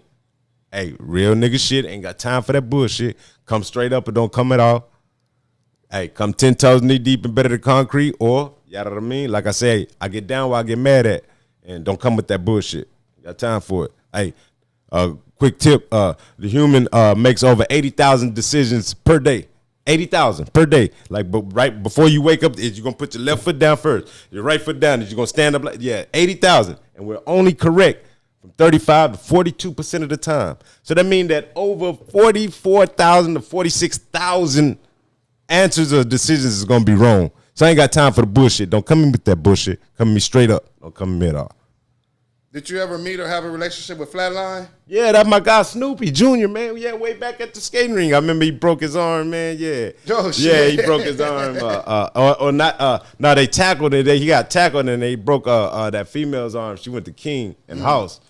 Her brother was a Frito-Lay dude across the street. I can't remember her name. Yeah, shout out to her too, and shout out to Myra and the Raider group, the Bomber Jacket Gang. All the female George and them and everybody that went to Cullen. And all the females out at Club Soda and the Y. Yeah, man. It used to go down. Hey, Club Soda, man. Okay, look. Club Soda was in the mall, right? So Club Soda, it was like a daycare during the day, right? So they had like a lot of kids and they had like the mouse things like where the kids would go. Yeah. Well, needless to say, you get some little dum-dums in there, 12, 13, 14, without supervision. And then we got MTV, BT, and different things. Teach me some mood. Yeah. Them little mouse traps, they had to close them things down, bro. Yeah. A lot of girls came up pregnant at 14, 15 in the mouse holes. God damn. Just to say, and the moral of that story is, you gotta protect your kids, man. At all times, even just because they had a function, the tubes. Club Soda or the Y. Yeah, it was some fucking and shit going on in there too. So the moral of the story is protect and watch your kids, man. Don't let the TV, YouTube, Facebook, and all them raise your kids. Cause I might not do a good job. I feel that, and then I feel like I'm like with Humpty Hump with it. I once got busy in a Burger King bathroom. Hey, man, I'm crazy. Allow me to amaze. I be nervous like that, man. I wash my hands before I urinate. You know what I mean? I can't get down like that. But yeah, it was going down up in there. And there was some raw crazy shit going on. But yeah, it might have been after Hypnotic on some other shit. Like, you kind of responsible for that. I plead the 6th, 5th, 7th, and 8th. I drank the 5th and I smoked the 8th. Oh man, they used to go to say, let me tell y'all something. And if y'all knew better, you do better. If I'm lying, man, check me on it. Club Hypnotic. 2001 Saratoga Boulevard, 2.9 a bomb. You out of the bitch. Where else could you smoke weed at in the club, nigga? Nigga, live on the radio. Man, come on, man. Man, y'all know they wasn't doing it like that in no other cities like that, man, neither. Hell no. Y'all, because they would come down here and tell us, man, y'all smoking in the club? What the fuck? Yeah, man, Cricket Christie, baby. Man, before we get up out of here, can you give us an old school King Rich radio drop? Like, man, King Rich doing the damn thing. It is what it is anyway. Just because you put syrup on shit don't make it pancakes, man. This is the Stay High, Remain High, Get High if you ain't high podcast, man. It's all gravy, baby. Dig that rich cat never broke, oh no. Find a map and look way at the bottom is home. Ain't where you from, it's where you at. Ain't how you talk that shit, it's how you bust that gat. Corpitos, Mayates and Cuetes, yeah, Chicano Negro, man. El Rey Ricardo. Kevin Camas, the Woodman, the Bed Core Breaker. Shout out to Eddie and everybody in the sound of my voice. Write it down. Pee Wee Herman said, take a picture to last longer. Fuck that shit. and everything else to come with it. Yeah. Man, we gonna end it on that though, man. Part two. Love y'all, man. I love y'all, man. I Part two appreciate y'all, everybody in the city too, man. I Shout love out y'all, to man. guests today, man. King Rich, 102.3 The Beat, 102.9 The Bomb, And 361 The Plug, Worldwide Radio. Shout out to all the supporters who tapped in, because you kept a steady stream of people watching and tapped in. So shout out everybody, all your brothers that was watching. Appreciate y'all, tonight. yeah. Hell yeah, For sure. yeah. Is this the first time you ever really got to like tell your whole story like this? Yeah, man. You know, I'm not too keen on like talking like, you know. Oh, really? That just sounds crazy coming from you. Yeah, man. I figured, like I was, you know, I was conversing with my son about it earlier, going back and forth, because you know I was like, I don't, you know. First of all, I'm not gonna brag. That's not me. And second, like I looked at podcasts and stuff like that. Is like you either gonna be one or two or three things. You're going to always talk and elevate about yourself, look at me, or you're going to be talking shit about the next man. Yep, that's what I'm saying. That's something that I didn't want to do. Yeah. But Javito, the Matador, shout out to Javo. They're like, hey, DJ Lil King, them, they going to get in the groove, man. They going to ask you the right things. They ain't going to lead you out of pocket. So that I went in I did a little bit of studying and homework. I did my fractions, my decimal, pedmas, I did that first PED, MAS, left to right. So I was checking out Gotti's interview. Oh, really? Yeah, I liked it. That Gotti a damn fool. Shout out Gotti, man. Shout out Dapper Dawn, yeah, man. and Heavy Hands that hit me up earlier. He said y'all had a DJ battle. I went and checked out. Oh, really? About like 3 years ago. Yeah. What'd you think about that? Hey, it's good for the city, man. It was great. But for as the far city. as like, I watched that shit like it's a fucking classic. I think we ought to, you know. Yeah, we want to do like a real actual DJ battle. Like I said, him with get 2 sets of 1200s out there. You know what I'm saying? And do like an actual 1200. Yeah, hell yeah. Not a battle so much, but a showcase. What you call it? Like to add on to multiply, not subtract, divide, or take away. We call a multiplier. We call it a clash. We call it a clash by the Bay. Like that's what we've done. It's not necessarily a versus. Right. It's a clash of styles. Yeah, you know what I mean. Yeah, like, okay. Without picking a win, we don't. But like, as there's no winner at the end of the night. Not against each other, but yeah, but it's just like, you know, you dribbling or you playing ball. You want to shake them, you know what I mean? But still help them up, or be a team player, Because it's all for the city, man. And we all gotta right? We all come together, man. We gotta be together. Yeah, I thought it was groovy. I seen how y'all did it in segments. You know what I mean? Y'all started in the 70s, 80s, and then went to 90s, and then the current. It's funny and make a long story longer, like I told you, but tell it quickly. It's funny how we get back to here because it sounds like the whole debate, not argument, not disagreement, but the debate was about screw music or that octave of music or that pitch of music, and not that. Like just like Michael 5,000 watts. Yeah. You know what I'm saying? So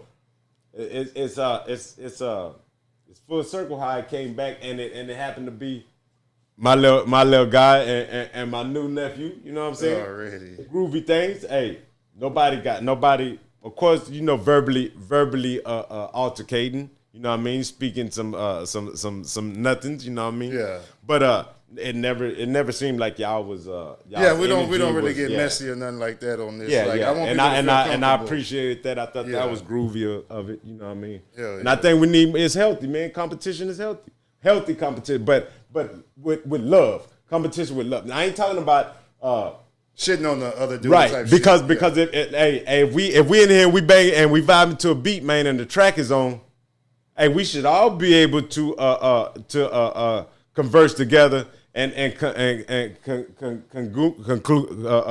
conjure up something and come up with a song or together. So working together, there's still competition, but it's healthy. It's out of love. Just iron sharpen iron. Yeah, exactly. You know what I mean? Like old buddy say, man, how you expect to rumble with the big dogs at night if you sparring with the puppies during the day? Yeah. We got to be together, man. Hey man, two always better than one, and four always better, and more is always better, man. Like, what's wrong with multiplying? Why we gotta divide and separate, subtract? I ain't with that. So anybody that's trying to gain and obtain, maintain, and let's manifest something. Do meditation, prayers, and our dream. Dig that for shit show. Bino said, "Do a radio drop with Granny's voice." This Grandma Wood, baby. Shit, I can't do it no more, man. He did one earlier, man. You have to go back and watch it from the beginning. He did one almost at the very beginning. Yeah, I can't really get it no more. Grandma Wood, man. She done got younger, man. For sure, man. Hey, man, it's your boy DJ Lil King, Riding High Podcast, Riding High with DJ Lil King, Freak Man behind the scenes. Appreciate my guests today coming through, man. King Rich, 102.3 The Beat, 102.9 The Bomb, The WoodBoyz, it's all gravy, Greenwood, baby. you know what I'm saying? 361 The Plug, Radio, you know what I'm saying? Y'all make sure y'all fuck with them. Let them know where they can follow you at everywhere before we get up out of here. Shit. On DJ Lil King podcast. I'm gonna be tagged in with him. We're gonna get some things going, and 361-301-8019. That's like I said, that's my text now number or Wi-Fi number. My direct line. DJ Lil King got it. If it's really serious, something serious, holla at him. We'll get to moving and grooving. But 361 the plug at gmail.com. You can email me, MP3 me there.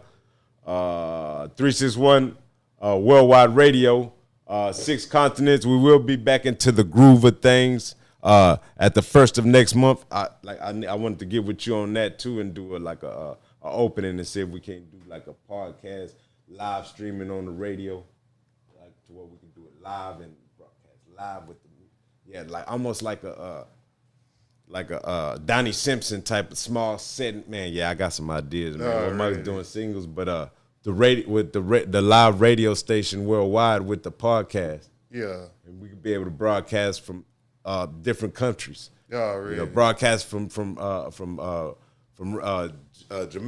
From Watertown. China, Japan, Hell yeah. Yeah. We was broadcasting out of LA. Shout out to OT3 out of LA, Cali. Man,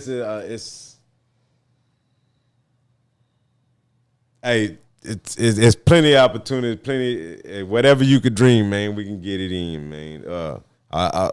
Once again, I want to thank you, you know what I'm saying, and sure, thank you. For damn appreciate you grabbing that torch and running with it and doing how you doing. You holding the city down respectfully and 10 toes knee deep. Yeah, you holding the city down for us like that, man. That's groovy, man. It's a beautiful thing. And why don't we all join in and help them get it in, man? Same team, same dream in Saw City, man. Corpus Christi, man. Let's get it. For sure. Riding High Podcast. Riding high, baby. Freak Man behind the scenes. This grandma.